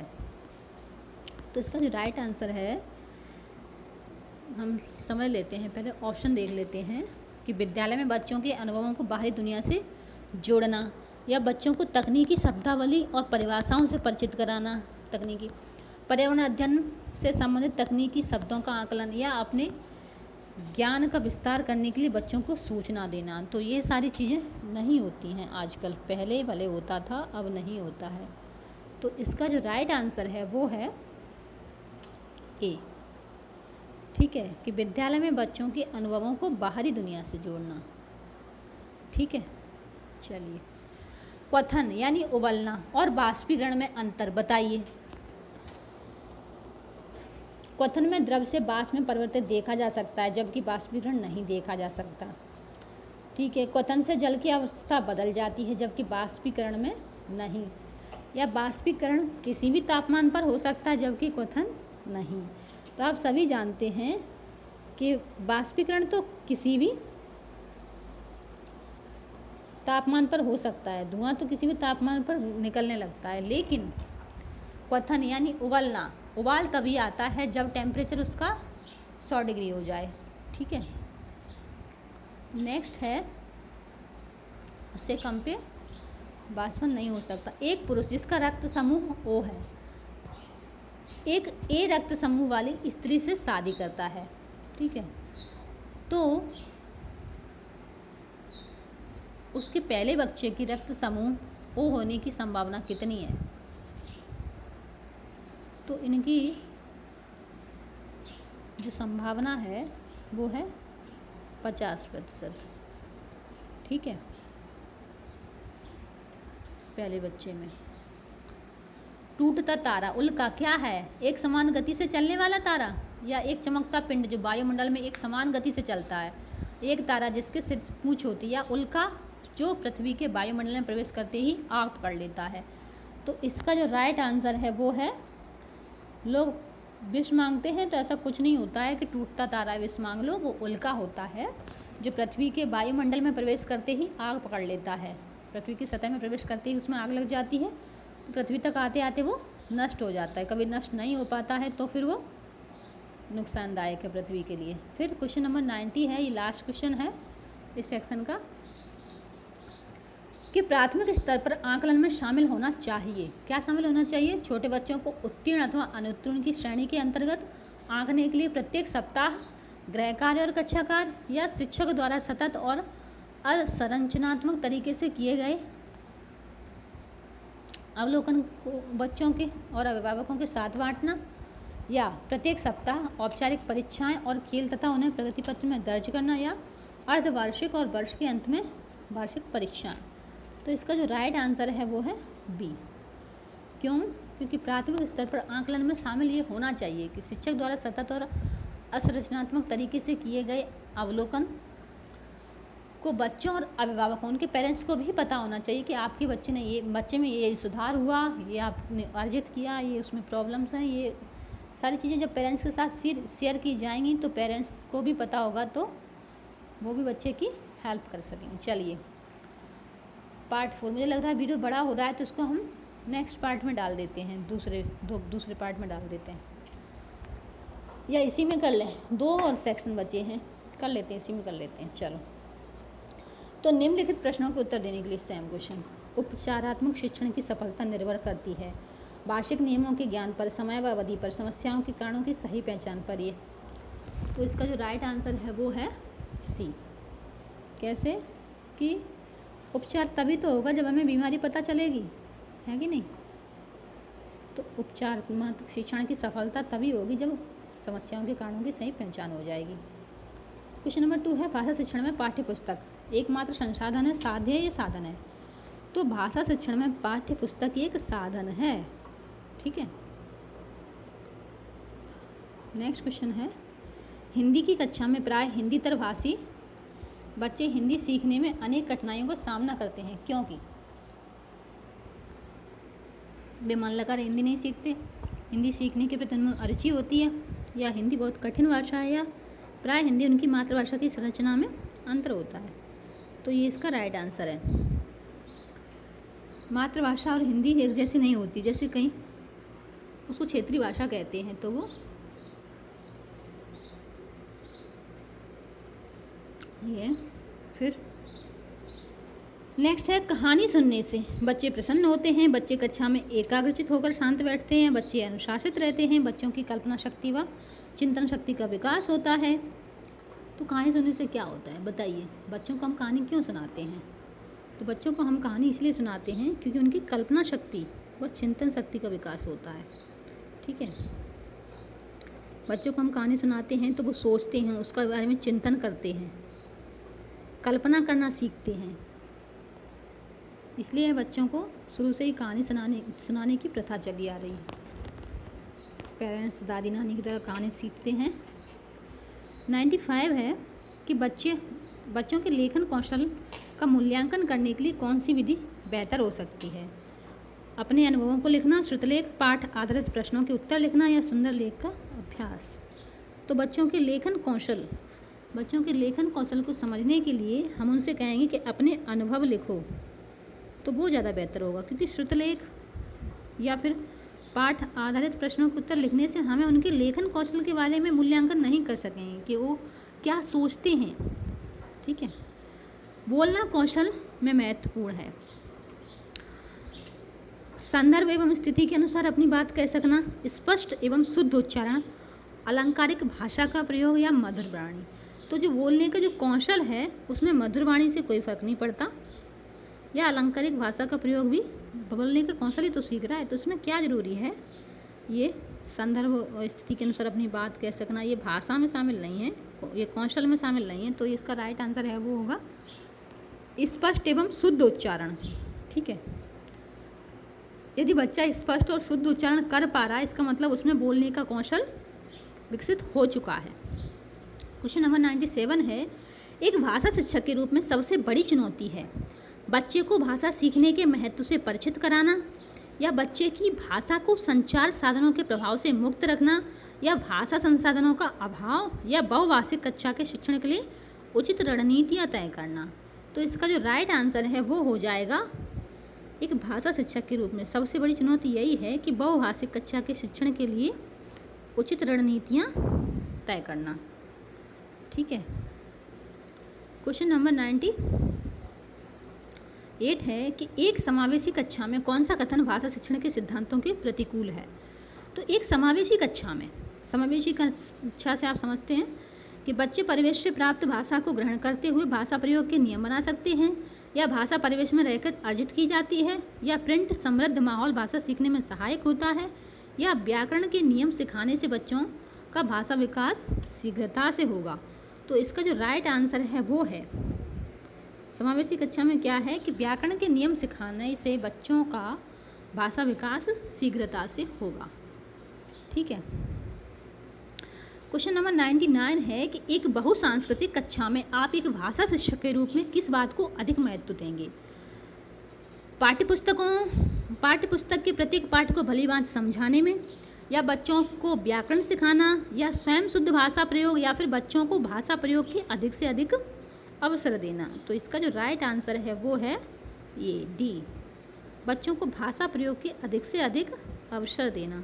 ठीक है, ये एक भाषा शिक्षक के रूप में आपकी सबसे बड़ी इस बात को महत्व देना चाहिए आपको सबसे अधिक। फिर है कि प्राथमिक स्तर पर कौन सा भाषा शिक्षण का उद्देश्य नहीं है?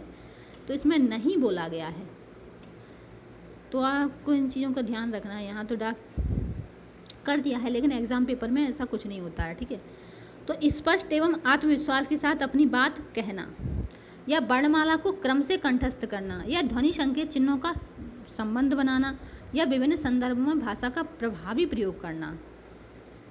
तो जो उद्देश्य नहीं है वो है वर्णमाला को क्रम से कंठस्थ करना। क्यों? वर्णमाला आनी चाहिए, क्रम से क्या फ़र्क पड़ता है। नेक्स्ट है कि गृह कार्य के बारे में कौन सा कथन उचित है? गृह कार्य अभिभावकों को व्यस्त रखने का उत्तम साधन है? बिल्कुल नहीं, अभिभावकों के लिए थोड़ी ना होता है गृह कार्य। या बच्चों की क्षमता उनके स्तर के अनुसार गृह कार्य दिया जाना चाहिए। गृह कार्य कक्षा में किए गए कार्य का अभ्यास मात्र है। जहाँ पे मात्र, एक्सेप्ट, ओनली, ये सारे शब्द आ जाए उनको देखते ही काट देना है बस, अति आवश्यक कोई वो नहीं। तो इसमें जो राइट आंसर है वो होगा बी। क्यों? क्योंकि बच्चों की क्षमताओं स्तर के अनुसार गृह कार्य दिया जाना चाहिए। ठीक है, नेक्स्ट है कि भाषा के अभिव्यक्तात्मक कौशल हैं। अभिव्यक्त यानी प्रोडक्टिव, अभिव्यक्त करने वाले कौशल तो कौन से हैं? हमने इंग्लिश पेडागोजी में भी पढ़ा था ये, स्पीकिंग एंड राइटिंग, बोलना और लिखना। तो इसका जो राइट आंसर है वो है बोलना और लिखना। ये कौन से हैं? ये अभिव्यक्तात्मक कौशल हैं। और ग्राम्यात्मक कौशल हैं वो कौन से हैं? वो सुनना और पढ़ना। हाँ, ये हैं ग्राम्यात्मक कौशल। और अभिव्यक्तात्मक कौशल में आते हैं बोलना और लिखना। तो इनको साथ साथ समझते चलो। जरूरी नहीं कि हम जो क्वेश्चन कर रहे हैं उन्हीं को समझें, साथ में हम और भी चीज़ें समझ लेते हैं तो हमारे लिए अच्छा है।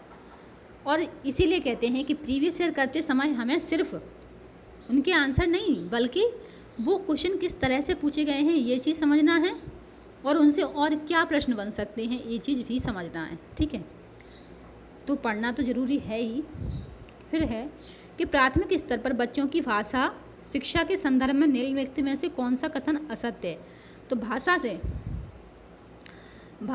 शिक्षा के संदर्भ में असत्य कथन देखना है हमें यहाँ पे। तो बच्चे समृद्ध भाषा परिवेश में सहज और स्वतः रूप से भाषा परिमार्जित कर लेते हैं। बिल्कुल कर लेते हैं।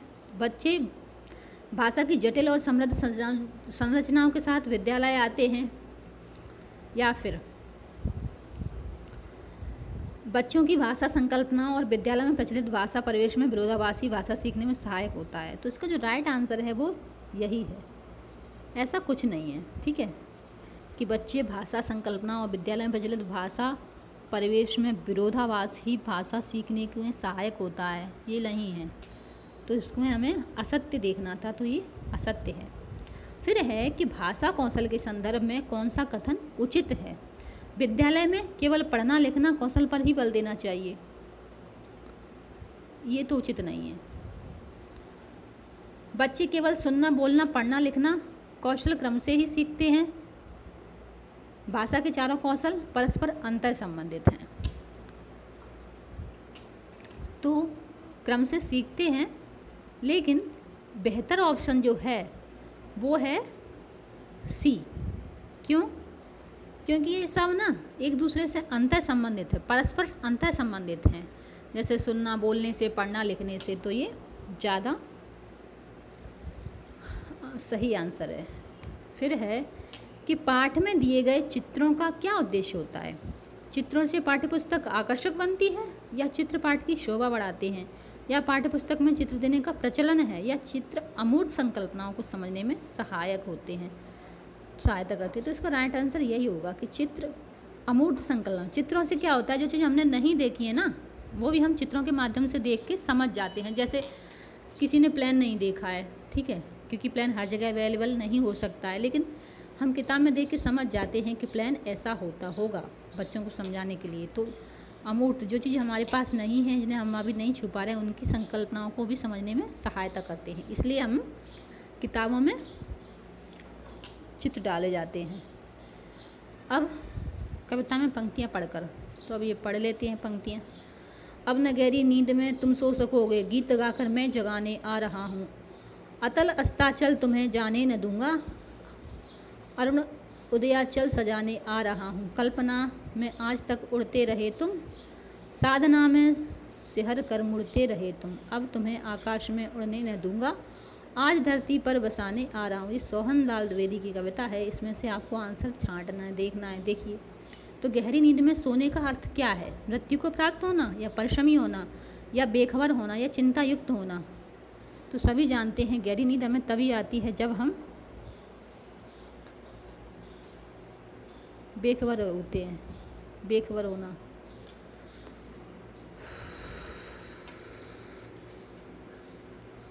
फिर है कभी लोगों को कहाँ नहीं जाने देगा, पाताल में, अतल गहराई में। तो अतल अस्ताचल मतलब उनके अनुसार ही इसमें आप पढ़ना एक बार फिर से, मुझे समझ में आ चुका है इसलिए आंसर बता रही हूँ, पतन की राह पर। ठीक है। क्वेश्चन नंबर 8 है कि कवि किस तरह के व्यक्तियों को संबोधित कर रहा है। तो कवि किस तरह के व्यक्तियों को संबोधित कर रहा है? जो जीवन की कठोर वास्तविकताओं से बेखबर हैं। ठीक है, जो जीवन की कठोर वास्तविकताओं से बेखबर है। फिर है कवि लोगों को क्यों जगाना चाहता है? तो ताकि लोग गीत सुन सकें, ताकि मनुष्यों गतिशीलता आ सके, प्रगति के पथ पर आगे बढ़ सकें। ये है इसका राइट आंसर। इसलिए जगा रहा है ताकि वो उनमें गतिशीलता आ सके और वो प्रगति के पथ पर आगे बढ़ सकें। फिर है अतल अस्ताचल तुम्हें जाने न दूंगा। पंक्ति में कौन सा अलंकार है? तो अतल अस्ताचल। जब भी किसी अक्षर का बार बार आवरण हो तो वहाँ पे होता है अनुप्रास अलंकार। ठीक है। तो नेक्स्ट क्वेश्चन है कविता का उपयुक्त शीर्षक क्या हो सकता है? तो इसमें कवि क्या कह रहा है? जागृति ही है। कोलाहल, आकाश, हर्ष, ये कोई ऑप्शन नहीं दिख रहा ठीक से, तो जागृति इसका राइट आंसर है। फिर है गद्यांश को पढ़कर, फिर से मनु बहन ने पूरे दिन की डायरी लिखी, लेकिन एक जगह लिख दिया सफाई वगैरह की। गांधी जी प्रतिदिन डायरी पढ़कर उस पर अपने हस्ताक्षर करते थे। आज की डायरी पर हस्ताक्षर करते हुए गांधी जी ने लिखा, काटने की गति का हिसाब लिखा जाए, मन में आए हुए विचार लिखे जाएं, जो पढ़ा हो उनकी टिप्पणी लिखी जाए, वगैरह का उपयोग नहीं होना चाहिए। डायरी में वगैरह शब्द के लिए कोई स्थान नहीं है। जिसने जो पढ़ा है वह लिखा जाए। ऐसा करने से पढ़ा हुआ कितना पच गया है यह मालूम हो जाएगा। जो बातें हुई हों वे लिखी जाएं। मनु ने अपनी गलती का एहसास किया और डायरी विधा की पवित्रता को समझा। गांधी जी ने पुनः मनु से कहा, डायरी लिखना आसान कार्य नहीं है, यह इबादत करने जैसी विधा है। हमें शुद्ध व सच्चे रूप से प्रत्येक छोटी बड़ी घटना को निष्पक्ष रूप से लिखना चाहिए, चाहे कोई बात हमारे विरुद्ध ही क्यों न जा रही हो। इससे हमें सच्चाई स्वीकार करने की शक्ति प्राप्त होती है। तो ये गांधी जी के रोचक संस्मरण, ये हिंदी किताब में लिखा हुआ है, 4th क्लास की हिंदी में है, NCERT बुक्स में ही है। तो मनु को अपनी किस गलती का एहसास हुआ? तो बताइए आंसर। उन्होंने गांधी की बात नहीं मानी थी। मनु ने डायरी में काटने की गति का हिसाब लिखा था, उन्होंने डायरी में सही सही बातें लिखी थी, या फिर उन्हें डायरी में वगैरह शब्द, हाँ ये था इसका राइट आंसर, वगैरह शब्द का प्रयोग किया था, उन्हें इसका एहसास हो गया। फिर है कि गांधी जी ने वगैरह शब्द पर अपनी आपत्ति क्यों जताई? वगैरह शब्द की जगह आदि शब्द का प्रयोग सही है? नहीं। तो गांधी जी चाहते थे कि सही भाषा का प्रयोग हो। वगैरह शब्द में कार्य और विचार की स्पष्टता नहीं है, या फिर वे चाहते हैं कि बातों को ज्यों का त्यों लिखा जाए। तो इसका जो राइट आंसर है वो होगा सी, क्योंकि शब्द में कार्य और विचार में स्पष्टता नहीं होती है वगैरह शब्द से। फिर है गांधी ने डायरी लिखने के बाद इबादत करने जैसा क्यों कहा। डायरी लिखने को इबादत करने जैसा, तो दोनों में समय लगता है, दोनों कार्य हमारे कर्तव्य में शामिल हैं, दोनों कार्य रोज किए जाते हैं, या फिर दोनों में सच्चाई और ईमानदारी होनी चाहिए। ठीक है, ये है इसका राइट आंसर। फिर है डायरी लिखना इसलिए महत्वपूर्ण है क्योंकि इसमें व्यक्ति स्वयं का विश्लेषण करता है और स्वयं भी मूल्यांकन करता है। इसमें व्यक्ति पूरे दिन किए गए जमा खर्च का हिसाब कर सकता है। गांधी जी से महत्वपूर्ण मानते, इससे व्यक्ति का समय अच्छा गुजरता है। जी नहीं, इसका जो राइट आंसर है वो है ऑप्शन ए। इसमें व्यक्ति स्वयं का विश्लेषण करता है और स्वयं मूल्यांकन भी करता है। ठीक है, क्वेश्चन नंबर 16 पे आ जाते हैं कि गांधी जी प्रतिदिन डायरी पढ़कर क्या करते थे। हस्ताक्षर करते थे क्योंकि यह नियम था, लोगों को उनकी गलती का एहसास कराते थे, देखते ही व्यक्ति अपने कार्य विचारों किस दिशा में जा रहा है। हस्ताक्षर करते ताकि जांच का प्रमाण दिया जा सके। तो इसका जो राइट आंसर है वो है सी, कि डायरी पर हस्ताक्षर तो करते थे ऊपर, ठीक है, लेकिन यह भी देखते थे कि व्यक्ति अपने कार्य और विचार में किस दिशा में जा रहा है। ठीक है, तो नेक्स्ट है कि प्रतिदिन शब्द में कौन सा समास है।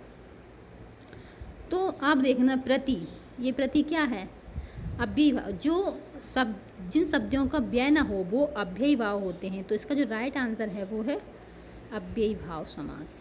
ठीक है, नेक्स्ट है पढ़ा हुआ कितना पच गया है का अर्थ है कितना सही उच्चारण के साथ पढ़ा है, या पढ़े हुए का कितना विश्लेषण किया है, या पढ़ा हुआ कितना समझ में आया है, या पढ़ा हुआ कितना आत्मसात किया है। बताइए। तो इसका जो राइट आंसर है वो है पढ़ा हुआ कितना आत्मसात। पचने का मतलब है आत्मसात कर लेना। ठीक है, फिर है कि कार्य शब्द का तद्भव, ये जो कार्य शब्द है वो तत्सम है, तो इसका तद्भव क्या होगा। तो इसका जो तद्भव है वो है काज। कौन सो काज कठिन जग माही, जो नहीं होए ताद तुम पाही। तो ये क्या है, तद्भव है। विचार में एक प्रत्यय लगाकर शब्द बनेगा, वैचारिक नहीं, विचारिक, वैचारिक। तो बताइए, तो इसमें जो एक प्रत्यय लगा के शब्द बनेगा वो होगा वैचारिक। ठीक है, हमारा हिंदी सेक्शन भी ख़त्म हो गया। चलिए अब लास्ट सेक्शन बचा है, इसको भी ख़त्म कर लेते हैं, तो हम 2011 का ये पेपर ख़त्म कर देंगे। फिर हम दूसरा पेपर 2011 का जो दिसंबर में हुआ था उसको करेंगे। तो चलिए इंग्लिश में चलते हैं। अब 11 में ये लास्ट है। क्वेश्चन नंबर 21 है, 121 है। Remedial teaching as part of formative assessment means teaching beyond the text book, extra coaching by parents, teaching for gifted student, या diagnosis and addressing gaps in learning. ये क्वेश्चन हिंदी में भी आया था, आपने देखा हो कि बच्चों की उसमें रिक्तताओं को भरना, ये है डायग्नोस्टिक टीचिंग। और सेम क्वेश्चन उन्होंने इंग्लिश में डाल दिया। तो CDP यानी कि पेडागोजी में क्या है, साइकोलॉजी। इस पेपर में तो कितनी साइकोलॉजी है, सारी साइकोलॉजी ही है, पूरे पेपर में साइकोलॉजी, हिंदी में, इंग्लिश में, मैथ में। और तो आपने आंसर देख लिया ना। नेक्स्ट है which of the following is a value associated with an inclusive classroom. Inclusive, फिर से वही आ गया, इंक्लूसिव यानी कोलैबोरेशन। ठीक है, जिस शिक्षा को बायगोत्स्की भी महत्व देते थे। ठीक है, तो अब हम चलते हैं क्वेश्चन नंबर 23 पर। The aim of mechanical drill is to.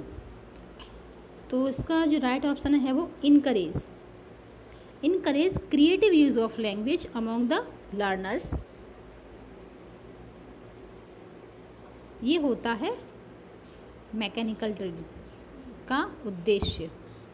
ठीक है, फिर है क्वेश्चन नंबर 24 है कि learners are involve in individual activities, pair work, group work and whole class work because these have to sole aim of introducing variety in a language classroom, या enable the already overworked teachers to preserve her energy, thereby becoming more effective, या afford the learners opportunities to use the language in a focused manner for real life interaction, या फिर provide the learners enough opportunities to relax in a language classroom।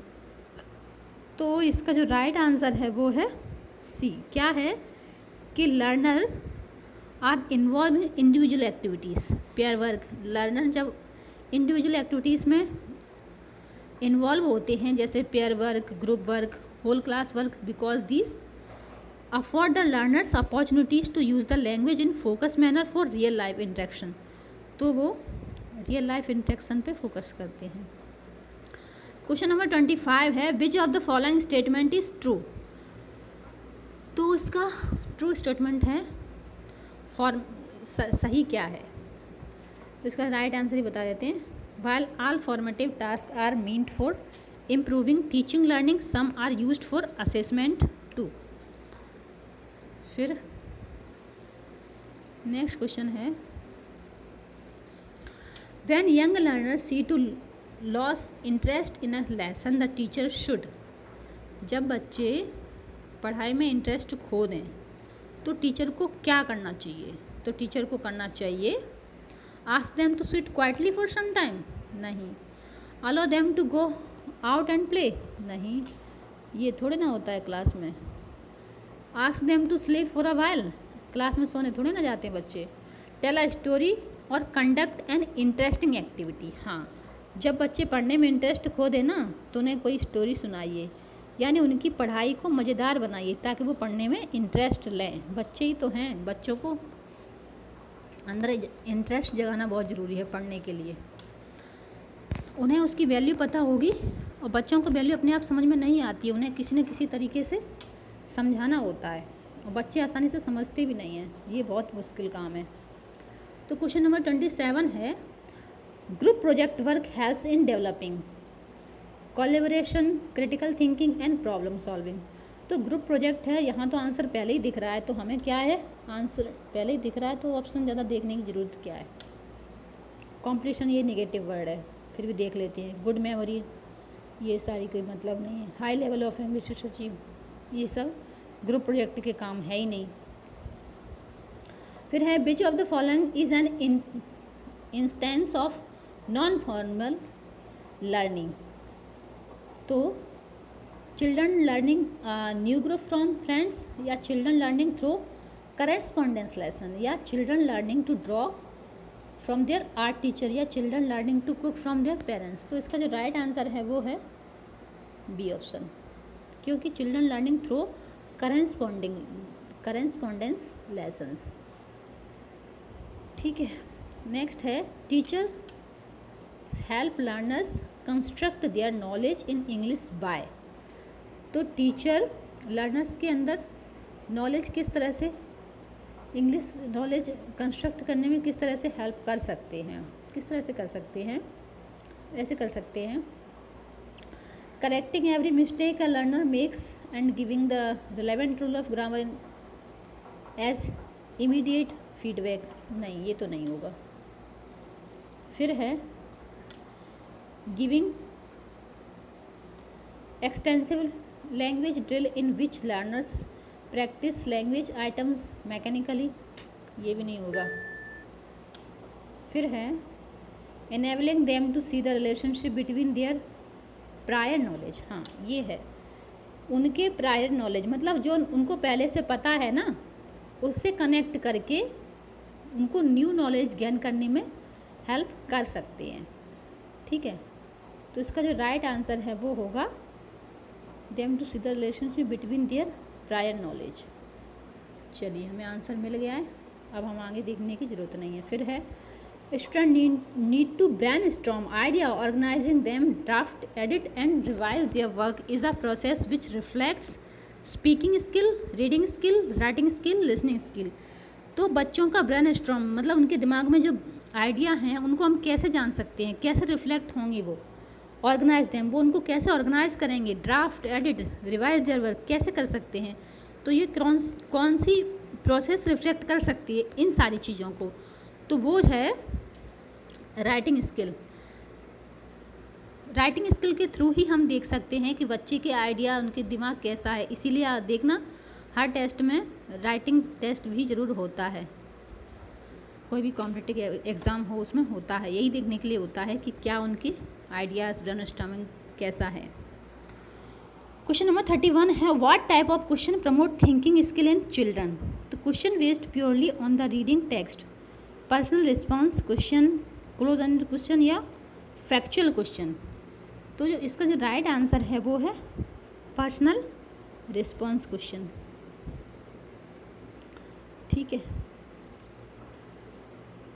जो बच्चों की thinking skill को बच्चों की promote करते हैं। पर्सनल रिस्पॉन्स, बच्चे खुद रिस्पॉन्स करेंगे वही। नेक्स्ट है, a textbook describe a domestic scene which shows the father cooking in the kitchen, the mother coming home from work and son swing, what is the concept conveyed. तो एक text book में describe किया गया है कि एक scene है जिसमें पापा खाना बना रहे हैं, मम्मी बाहर काम से आई हैं और बेटा सिलाई कर रहा है।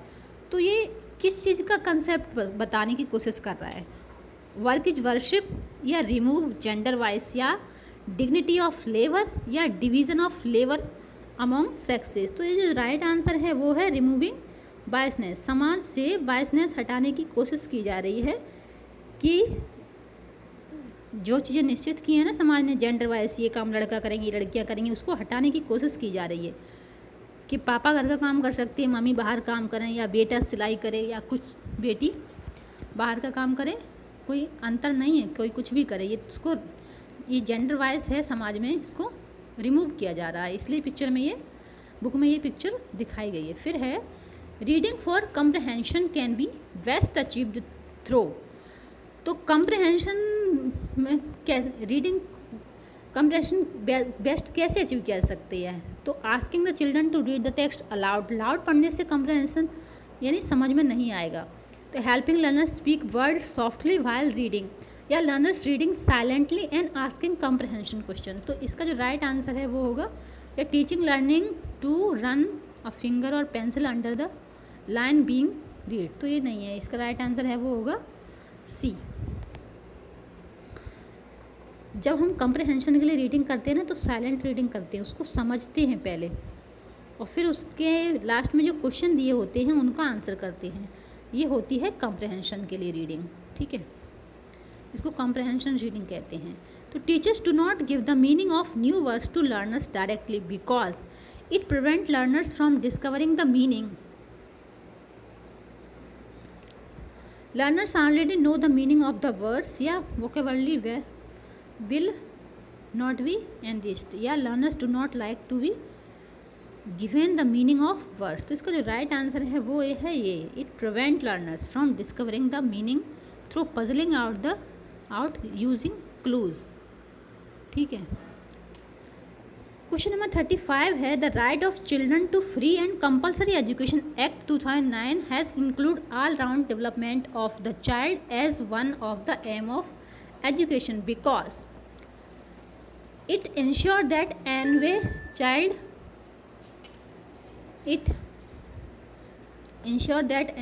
every child is part of a workforce, every child grows rapidly between 6 to 14 years, या proper health care of essential, it natural the physical, mental and emotional aspect of the child। तो इसका जो राइट आंसर है वो है D option, it nature the physical, mental and emotional aspect of the child. फिर unseen आ गई, इसको ध्यान से पढ़ना है। पहले हम इसके क्वेश्चन देख लेते हैं फिर पढ़ेंगे। तो क्वेश्चन है, Karuna Verma is a bewildered at। मैं आंसर बता देती हूँ, क्वेश्चन बाद में पढ़ना, आंसर कैसे करने का तरीका बाद में बताएंगे। तो इसका जो राइट आंसर है वो है, आप इसको जब पढ़ेंगे तो समझेंगे, a her mother's ability to combine her career with household works.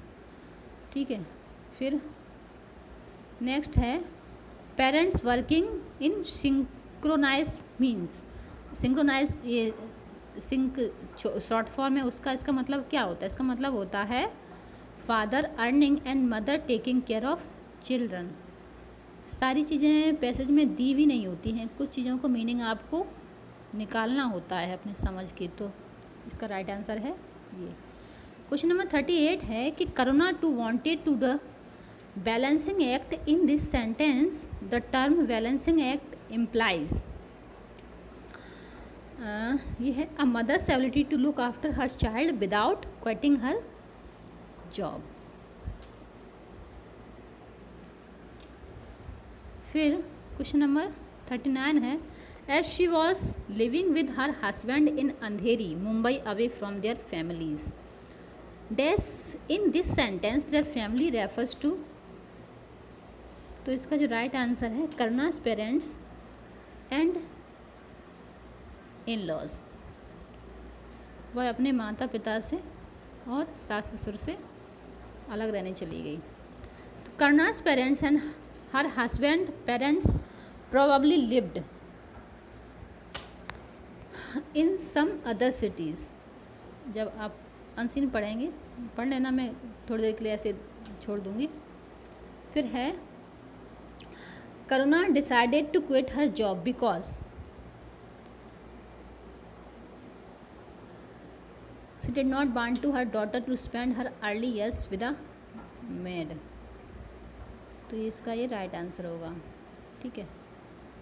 Question number 142 है it was ironical the Karuna's mother should advise her to quit her job and stay at home because.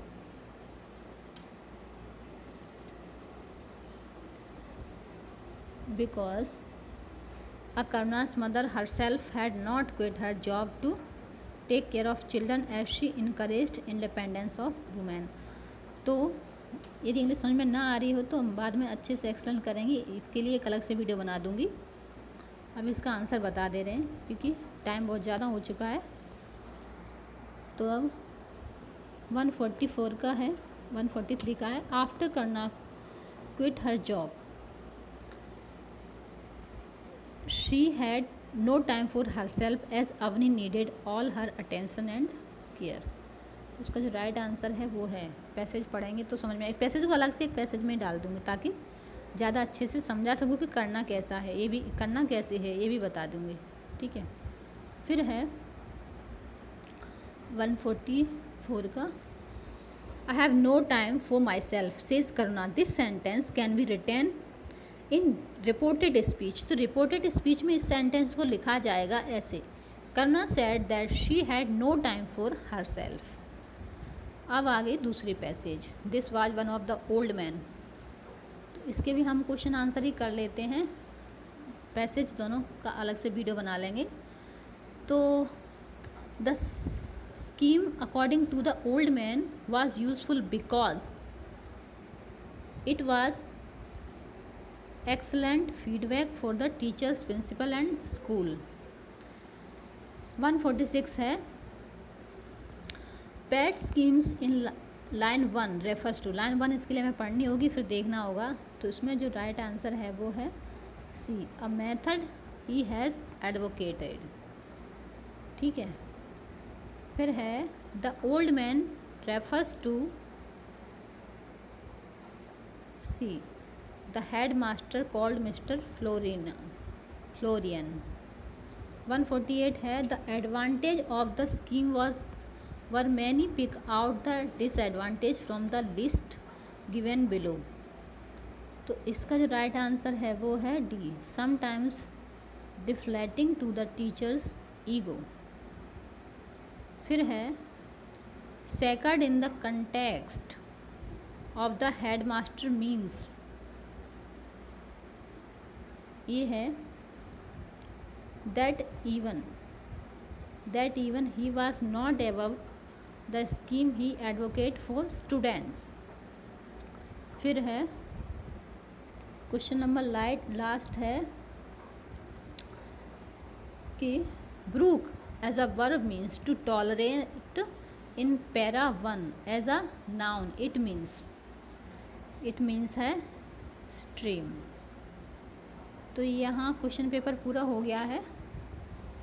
चलिए फिर हम कुछ चीज़ें समझ में ना आई हों तो आप बता सकते हैं कमेंट बॉक्स में, और नहीं तो ऐसे ही चलेगा।